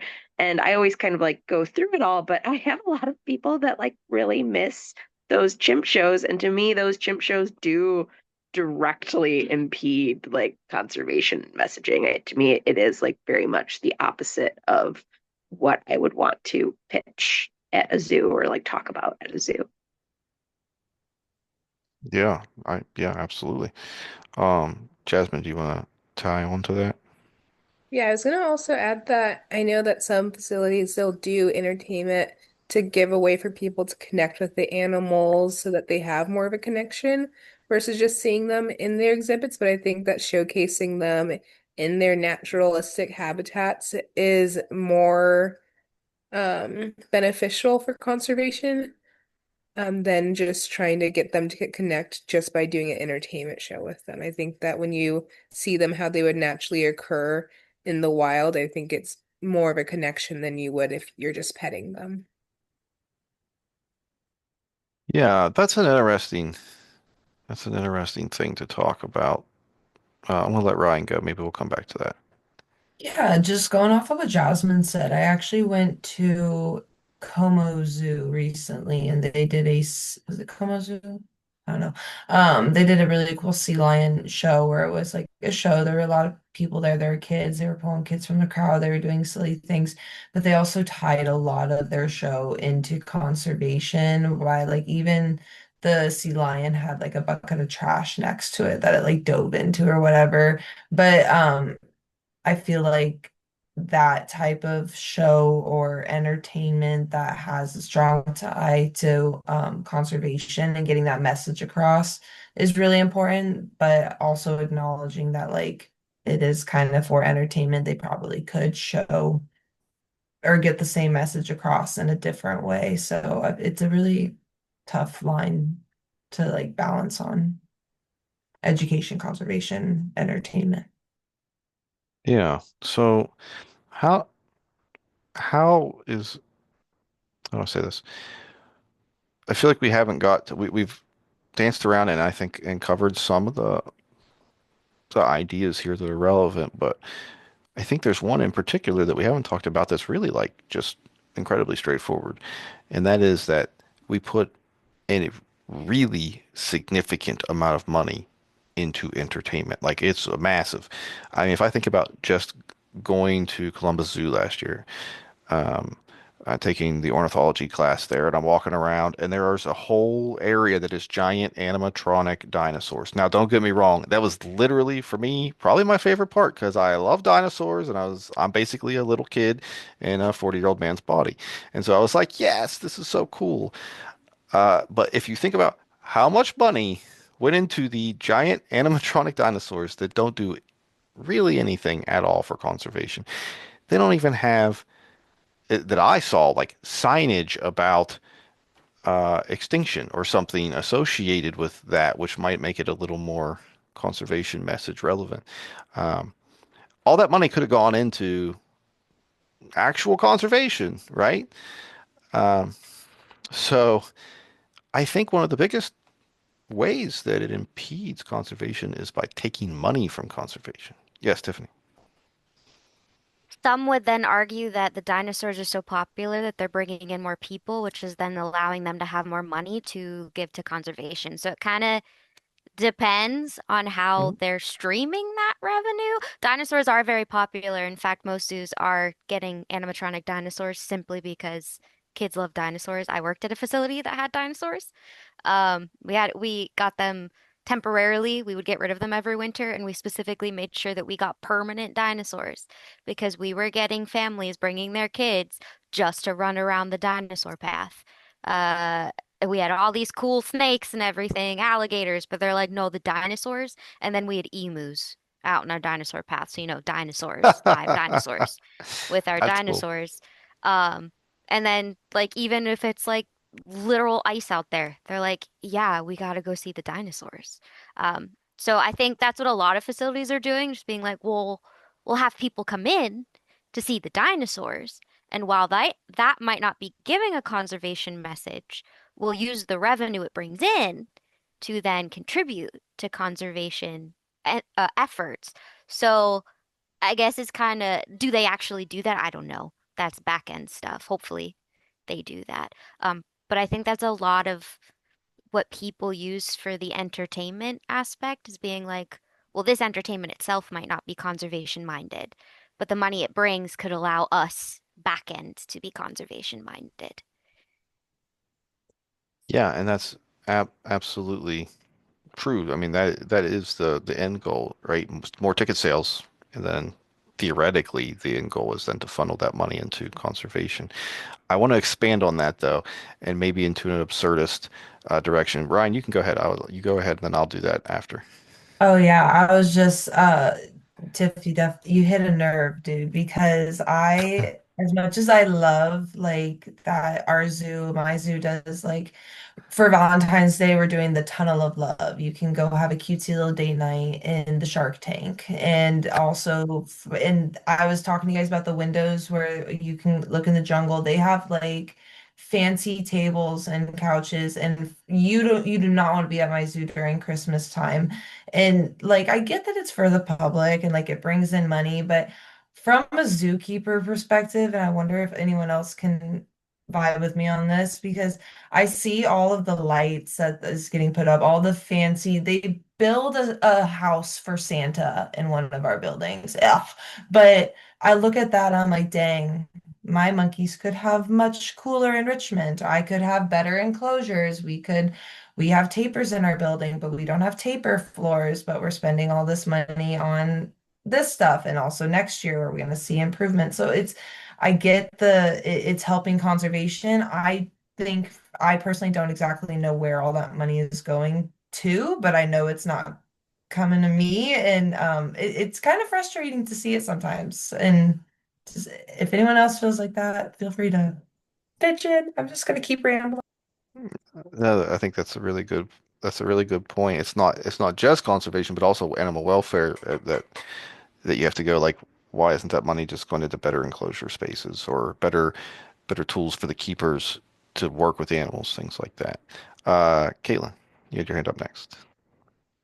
Building off of what Ryan said, I also sometimes feel that way about these events, especially the Christmas one. We have like a whole big wild lights thing that we do, and I used to be a night staff keeper, and I would think about like, wow, we have so many lights on at night that the animals aren't used to the other 9 months of the year, and we are blasting Christmas music, and like, how is this affecting our native wildlife who is now like just hit with Christmas music and Christmas lights?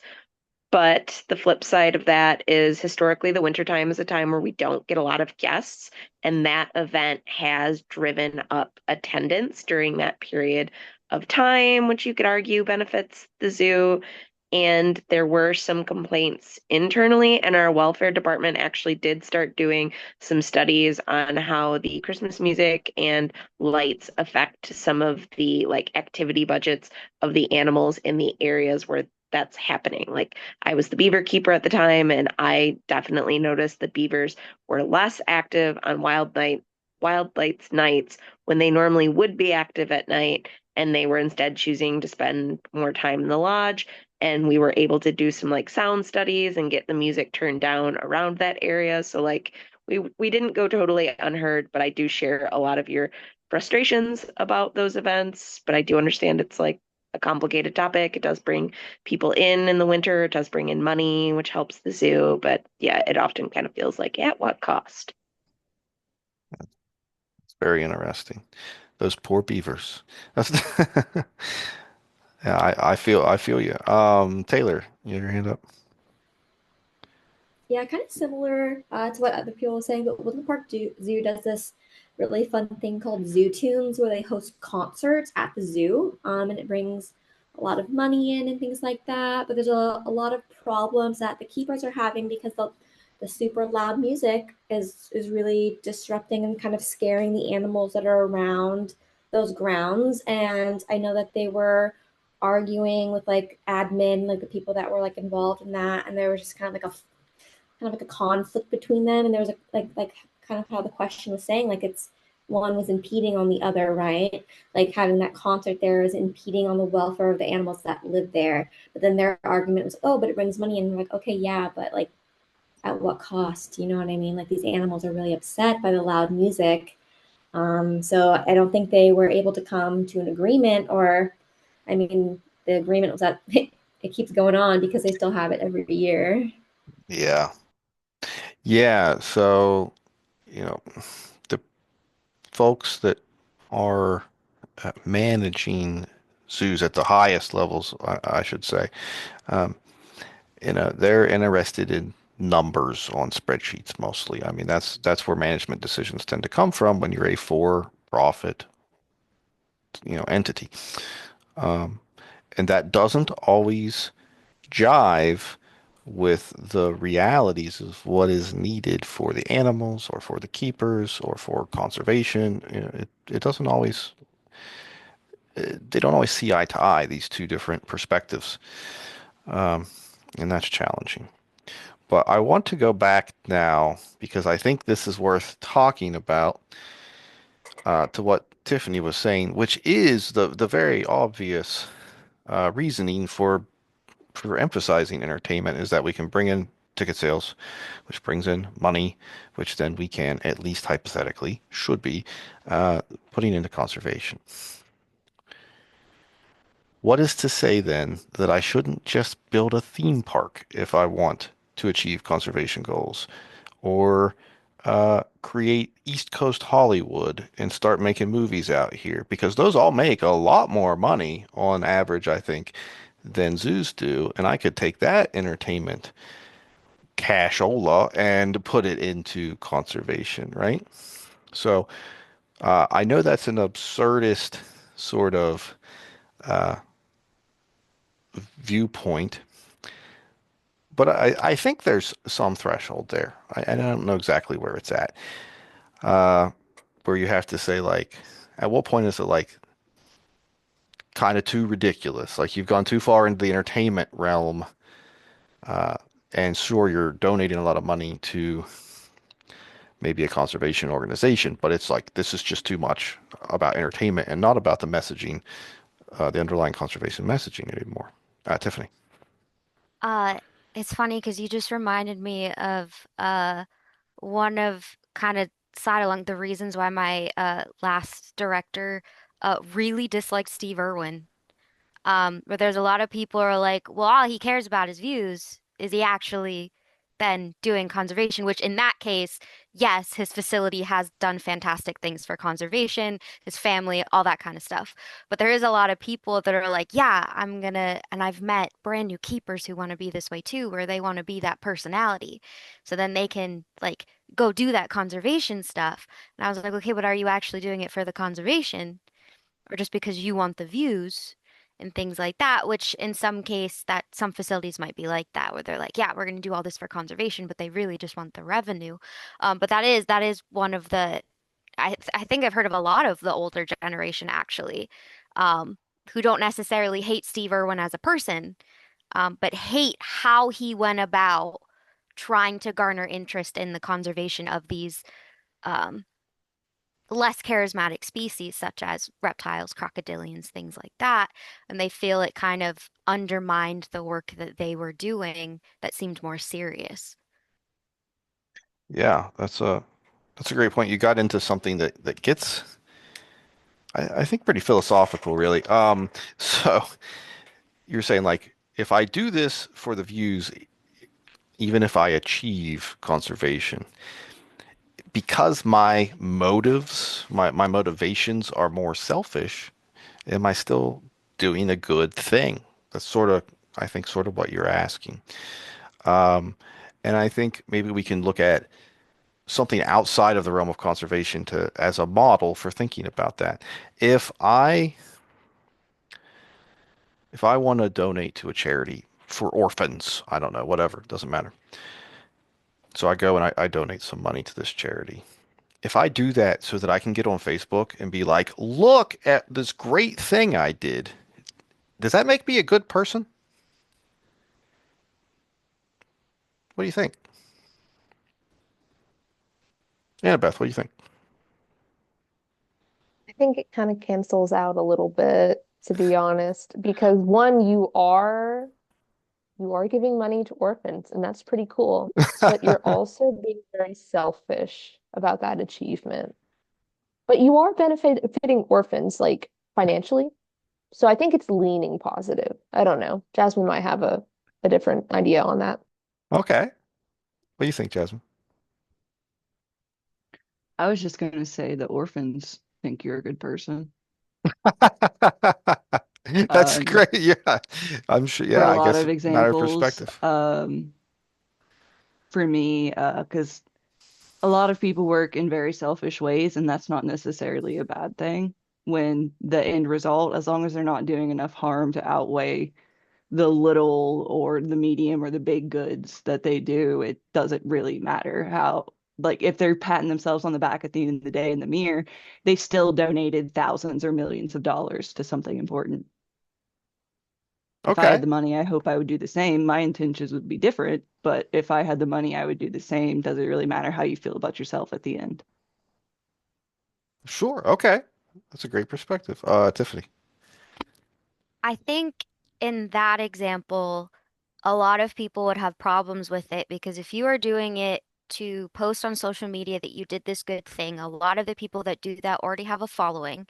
So they are then creating revenue for themselves, which in some instances is actually far more than they were willing to actually give for that cause. So are you actually giving to the cause, or are you trying to find a way to make yourself money? And that was the best way you could find it. That's a fair point. And so and I didn't even think about that aspect of social media and making money off social media. I don't do that stuff. I post an occasional picture of a bird on social media, you know. Um, so we can take it off social media and maybe and say like I'm going to go around. I'm going to call all of my friends and be like, you won't believe this amazing thing I just did. Right? We can take it away from the the potential to make more money than we put into the system. Obviously, at that point, we're gaming the system. Though, as Jasmine said, the orphans will still think you're a good person because you helped them out, and the orphanage will still think you're a good person. And that's a really interesting perspective. Uh, I have a different take on this, and I would say that if you do a thing like that insincerely, that doesn't really make you a good person. Even the act was good, but that goodness is external to you. That's what I would say. And I am not saying that Steve Irwin was actually just a bad dude. I don't know what Steve Irwin's true feelings and intent were. Clearly, he enjoyed the attention, but he was also very passionate about the animals, and I think that's true. And I think he legitimately cared about, the conservation occurring. So I'm not talking crap on Steve Irwin. I just thought that was something worth thinking about. Does anyone else have any? Bjorn, yeah. I was just gonna say that I feel like the cycle of money within these scenarios is very interesting because like same thing with YouTubers. I've also seen people who, and I don't know if this is true, but they claim like they'll do a nice thing, even if it's just like, mowing someone's lawn for free or like taking care of somebody's yard. And then they get revenue from like YouTube and stuff, but then they essentially take that revenue as their salary so they can continue what they're doing for free. And again, I don't know if they're actually doing that, but that's often what's advertised, and I feel like that's very kind of similar to maybe kind of similar to Steve Irwin. And I've definitely experienced that as well with the older generation not liking him. I think that's very, very common kind of within the reptile world because he did overshadow a lot of biologists who were doing really, really important work. But he did also do a lot of great conservation work, not just, through education, but with his facility and stuff like that. So I guess you could say that revenue also, if it was directed to conservation, I think that is a whole nother aspect in kind of the cycle of money of whether or not it's ultimately good. Yeah, yeah, I think so too. Um, and I think there are. I kind of hinted at this. There are really two kinds of good that we're talking about here. There's the internal goodness of the individual, like how, you know, in other words, are you sincere essentially in what you're doing? And then there's the result of whatever they're doing, whether their intentions are good or bad.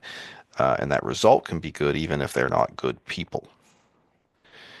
And that's not the, that sounds really bad because it sounds like I'm saying if you do one thing insincerely, you're a bad person, which is not what I'm trying to suggest. But not good within the context of this specific action. I guess that might be I need to qualify the statement. Um, that's worth thinking about. That's worth thinking about. Okay.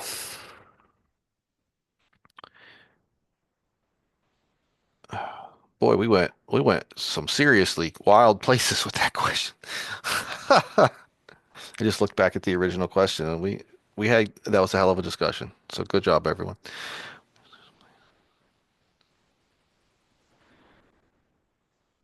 So what makes a zoo a place of difference? Why are most zoos considered places of difference? And are there examples that are counter to that? I think this is a pretty straightforward one. Still need to hear a couple voices in this last hour, I think. Um, I think Taylor had her hand up first. I'm not sure. Oh, no. Okay. Bjorn. Okay. Bjorn, go ahead. All right. No one talk. That's fine. Uh, I was just gonna say that I mean, it's something that's different from the norm. Like it brings animals that people don't see every day. So it's not, a squirrel crossing the street, but it's, a lion from Africa, and there's something different about that, and that is something that stimulates excitement in people. As far as examples that are contrary to this, I don't know if this counts, but I said like maybe a petting zoo because oftentimes those are like animals that you see every day, like goats and stuff. yeah. But the reason that works is because it brings a different experience. You can actually like go and interact with the animals. And so I guess you could maybe argue that in that sense it is kind of a place of difference, but the animals themselves are or maybe not. Yeah, they're not exotic, essentially. Yeah. Taylor.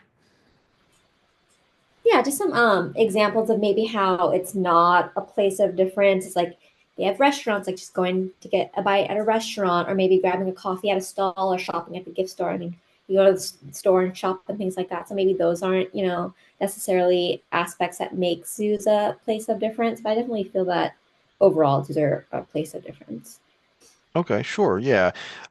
Zoos, because they have things even within this collection of exotic animals that's all around. They have things that feel familiar to us that, like you said, things that are just very human things that would happen in almost any civilized society. Yeah.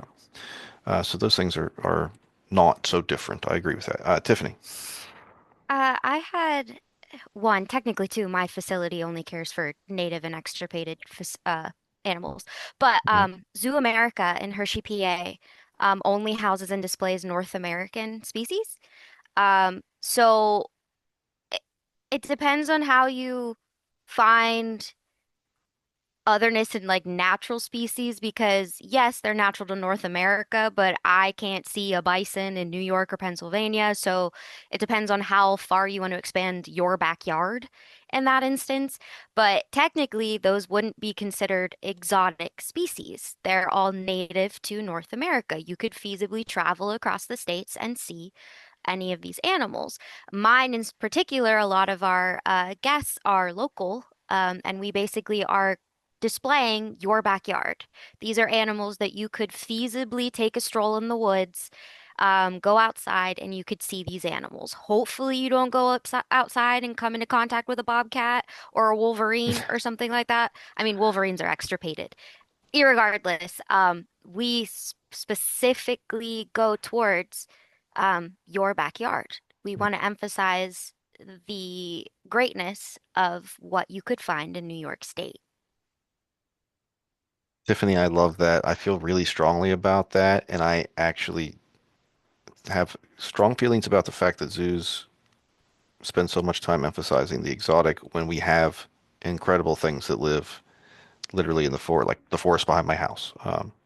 So I love that that's what you guys do. What's your current zoo or institution? I guess I don't know if it's a zoo, but I'm currently at Zoo New York at Thompson Park, so we're Zoo in New York. Okay. Watertown. Yeah, the Thousand Islands region. I think we're an hour north of Syracuse. Okay. I need to visit now. I just feel like I need to be there at some point because that's so cool. Ryan. Yeah, I thought this would be a good example.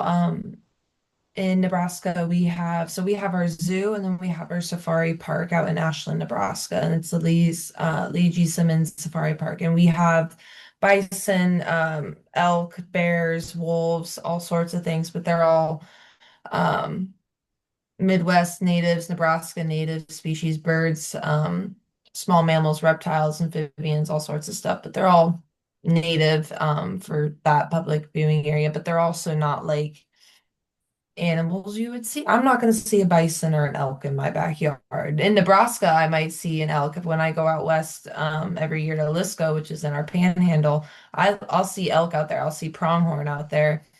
We've heard mountain lions. I never saw it. We heard it and we ran back to the cabin.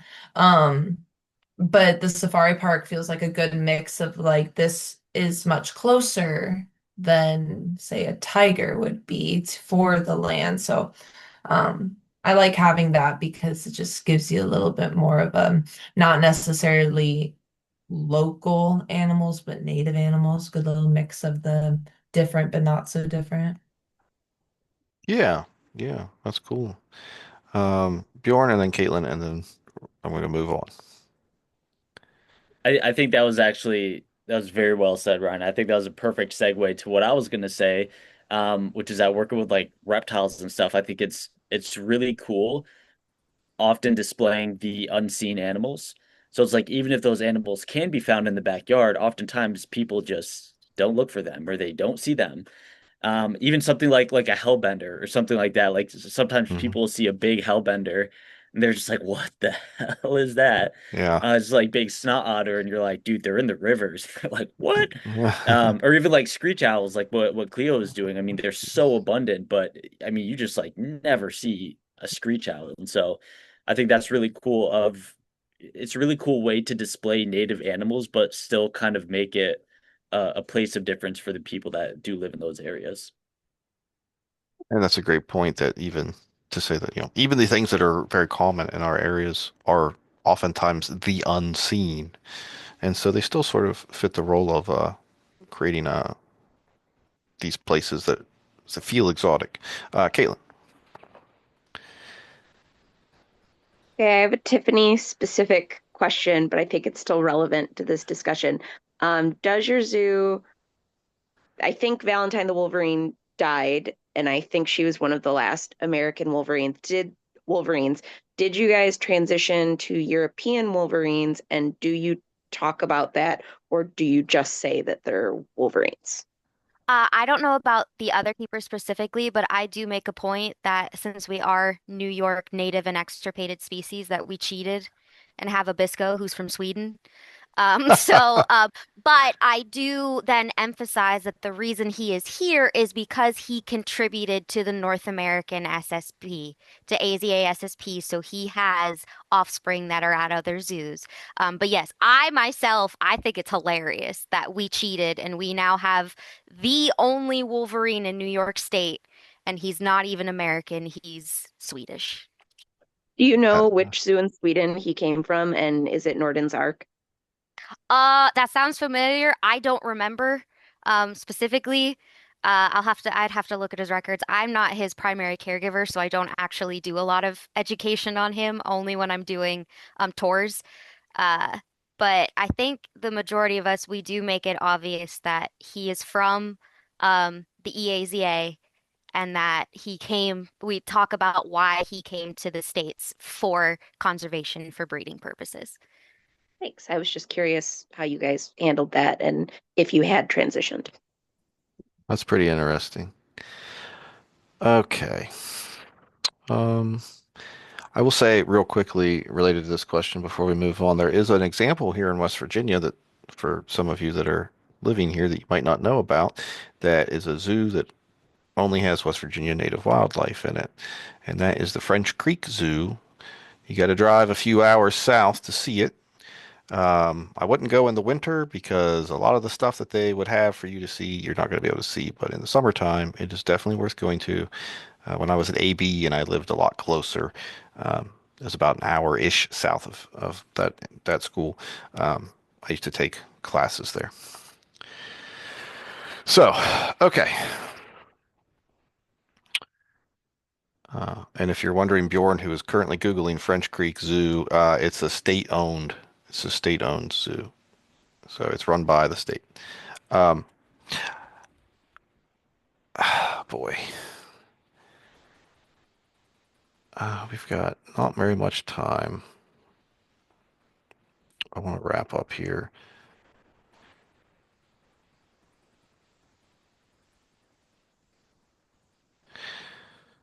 I think we'll leave the animal rights stuff for a different conversation. We'll probably just wrap up here.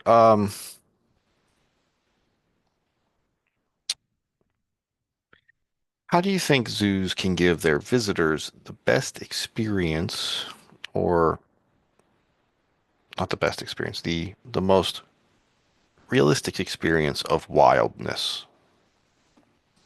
A lot of hands went up there. Let's start with, I haven't heard from Abby much for a bit. Abby, go ahead. I have zoos give visitors. I'm sorry, hold on. Let me tell my husband to shut.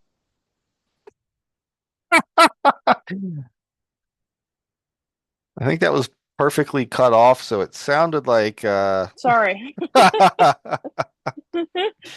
Go ahead. Anyway, I have zoos give visitors the experience of wildness by reflecting an environment that is separate from the visitor's day-to-day life. Like exhibit designers are experts at creating the illusion of depth, even with limited space. The visitors come to be entertained by seeing something new and different to occupy, like we talked about, their children and perhaps to learn something new. So the exhibit should be designed with those goals in mind.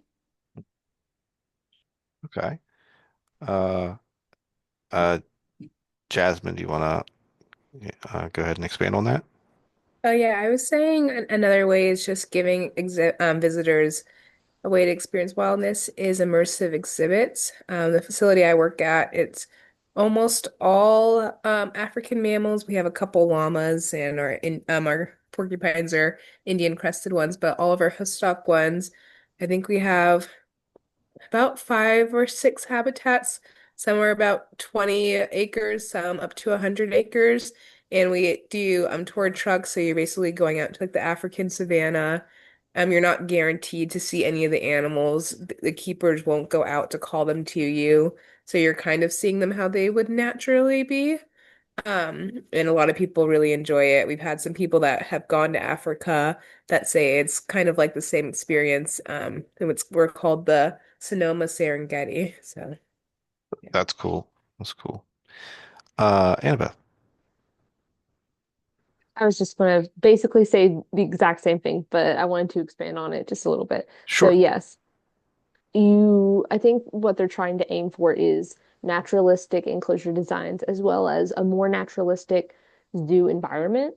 So I feel like, parts of the zoo has to be, more technologically advanced, but also like if you're walking and winding through forest and there's like fields on your left and right, you kind of, if you want to show off a more wild perspective, you would want to, kind of hide away the technology, kind of like how Disney does it almost, where it's like you want to show what you're wanting to show and hide away the things that aren't really wouldn't be there in the wild. But yeah, naturalistic enclosure designs, but you also have to make sure that all the animals' needs are met. Like we talked about, I think on our first discussion was Hmm. making sure it's actually appropriate for the animal and not necessarily naturalistic. Yeah, yeah, absolutely. Yeah, so I can think there's a place I have a weird relationship with this place. It's called Alligator Adventure. Has anyone ever been to Alligator Adventure? In Florida, No, it's what's Myrtle Beach area is where it's at. There might be another one, I don't know. So Bjorn's been there. So I have a weird feelings about that place. There's some things about it that I don't like, but there's some things about it that I really like. For one, they just have cool stuff there. I mean, I'm not gonna lie. It's just a cool experience. Um, they have a boardwalk that you could walk out on, and it takes you through their little mock wetland thing that they have. And I think that's a kind of a cool thing. You walk this boardwalk and you look down, there's alligators everywhere. And I think that's a nice sort of integration of the walking path through a natural area or natural-ish area. Um, I kind of like that. Uh, I would like to see more zoos integrate. So if you go to French Creek, actually, there's a really good example of this. French Creek, you walk through the forest. It is like a dirt trail through a forest, and there are just enclosures. Now, the enclosures themselves are honestly just big cages, but they're big cages in a forest, so it's just they're just a part of the forest. Um, but I think more zoos should go toward that kind of experience. You're literally like taking a walk in nature and you're guaranteed to see cool stuff in nature that's supposed to be there that you would never see any other way. And in all of those ways, I like that a lot. It makes you feel like you're more in a wild space. Yeah, Ryan. This is kind of just a bragging moment, but Henry Dorley has very immersive exhibits, kind of like what you're describing. And I believe our Desert Dome just got nominated for #1 exhibit again. And the Desert Dome got nominated for US Today or USA Today, which I don't know how accurate that stuff is. But we did win best exhibit, I believe, 2 years in a row, best zoo 2 years in a row on that. But that entire exhibit upstairs, you're in a desert, so all you reptile people, you would have a blast. It's honestly very cool. You're like in a very desert experience. You walk through caves and see rattlesnakes and all sorts of things. There's waterfalls, but then you can go downstairs and you are walking above all of our alligator exhibits, like a boardwalk, kind of like you said. But that really immersive thing is not super shared yet, I think. I believe when these exhibits were built, it was kind of like a state of the art, brand new. So it's nice to see other zoos are leaning into that side of things. But come visit Omaha, guys. Well, I can assure you that Omaha's what they have going on and what the French Creek Zoo in the middle of West Virginia has going on are so very, very different. This is literally a dirt path in the forest. That's what it like that. It's not highly technical Well, or yeah, anything like but that. you can imagine that in a big dome, and I can't. that's what Oh, I'm I talking about. yeah. I think that I'm saying that yours is like a highly sophisticated, multi-gajillion dollar structure. They just made a path in the woods. That's how they did it. It's very different. And I'm sure it's fantastic. I would love to come see it. Sounds amazing. Abby.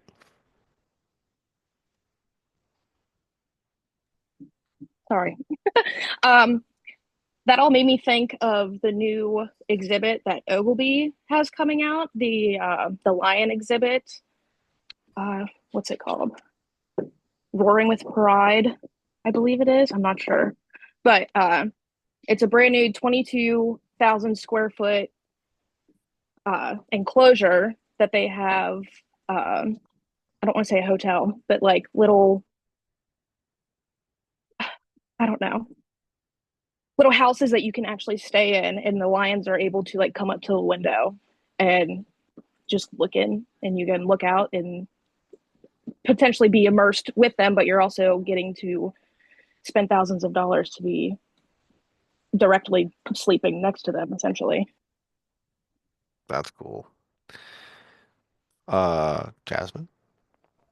I was gonna say, or like Abby was saying, our facility has the same thing. We have tent cabins, so you could wake up and see giraffes right outside and listen to flamingos, and you're able to walk around the facility at night.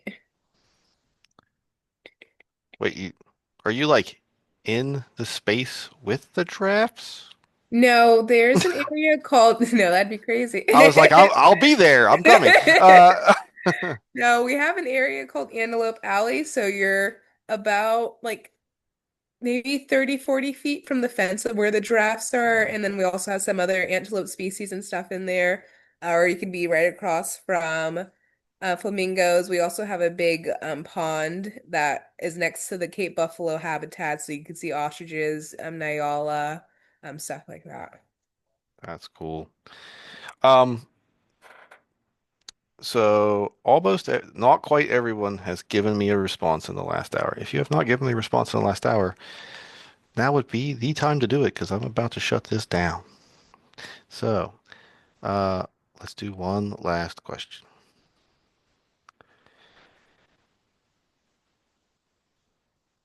Could technology lead to a simulation of wildness that would provide enriching experiences for zoogoers? And would those experiences be enough to create a connection to real animals and wild places? So, can we make connections to wild animals and wild places through fancy technology? That's basically what it's asking.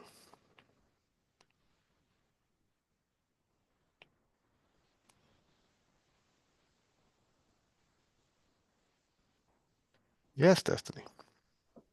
All right. I found this question a little difficult, but I think simulations of wildness can enrich zoo visits, but they can also become substitutes rather than bridges to real animals and places.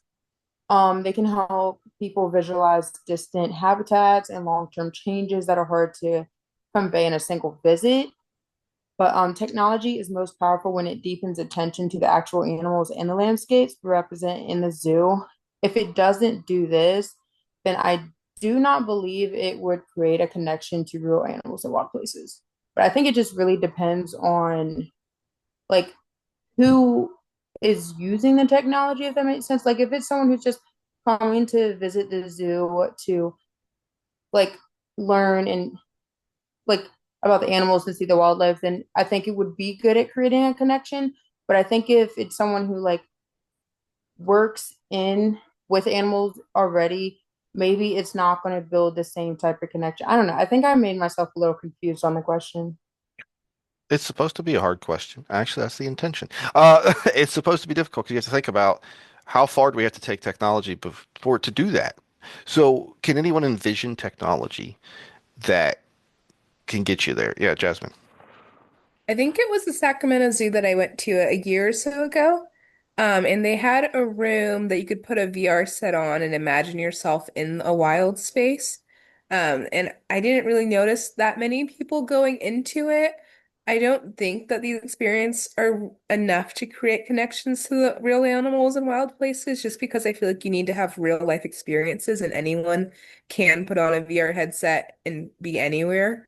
So I think you still need to see the real animals and see how they would live, other than just putting on a VR headset and imagining yourself there. Okay. Yeah. Ryan, you want to add to that?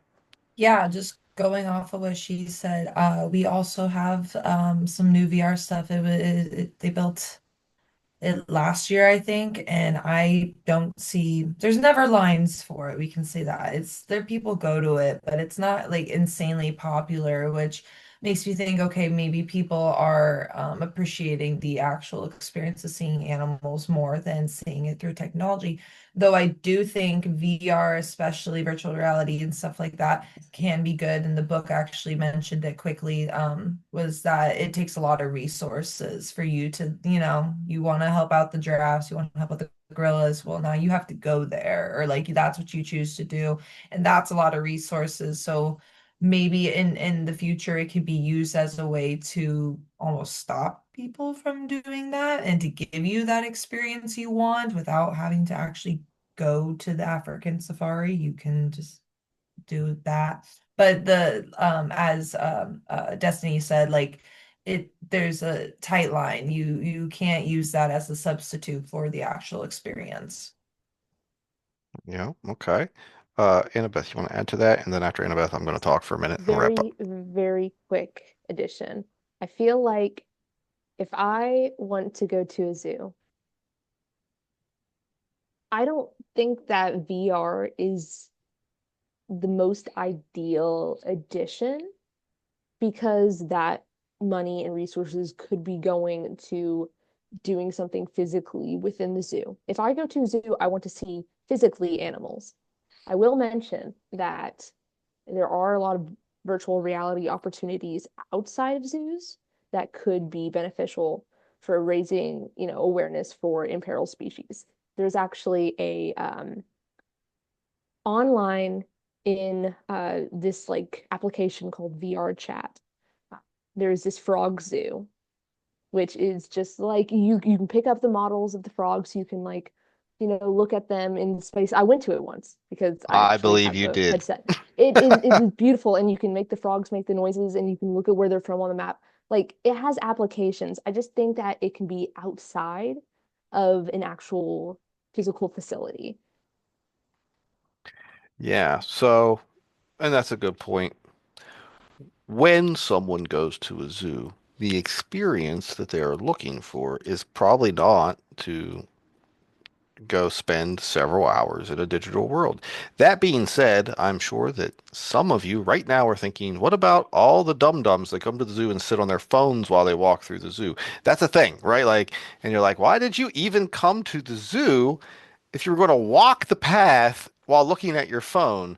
You spent more time Googling the name of the animal and looking at pictures of it than you did looking at the actual thing right in front of your face. Uh, those people hurt my soul, to be totally honest. Um, but yeah, I still don't think that people are that they don't come to the zoo to play with the VR. That's not what they do. If you want to do that, I mean, you could do it at home. I mean, you can buy a VR headset for a couple $100, which is the cost to take your family to the zoo for the day. And then you could VR all over the world. You can even VR extinct animals. There's VR to go check out dinosaurs, right? Um, so it doesn't make a lot of sense. And I can see why I don't think that will become a deeply attractive thing for most people at zoos, when the alternative is reality. Um, Now, technology keeps getting fancier and fancier and more powerful. There might become a point where the immersion of VR is so powerful, is so real, that it is a suitable substitute. I don't think we'll see that in our lifetimes, at least not in mine. You guys are younger than me. I don't know what'll happen. But I can see a world. It's a very ugly world in which we've replaced a lot of those sort of real experiences with fake experiences. It's a possible outcome of our tinkering with these technologies. Um, we don't have time to get into the depths of that though, because it is 9:59. So I'll leave you with that, and we'll talk to you all next week. Does anyone have any questions? All right. Have a great night.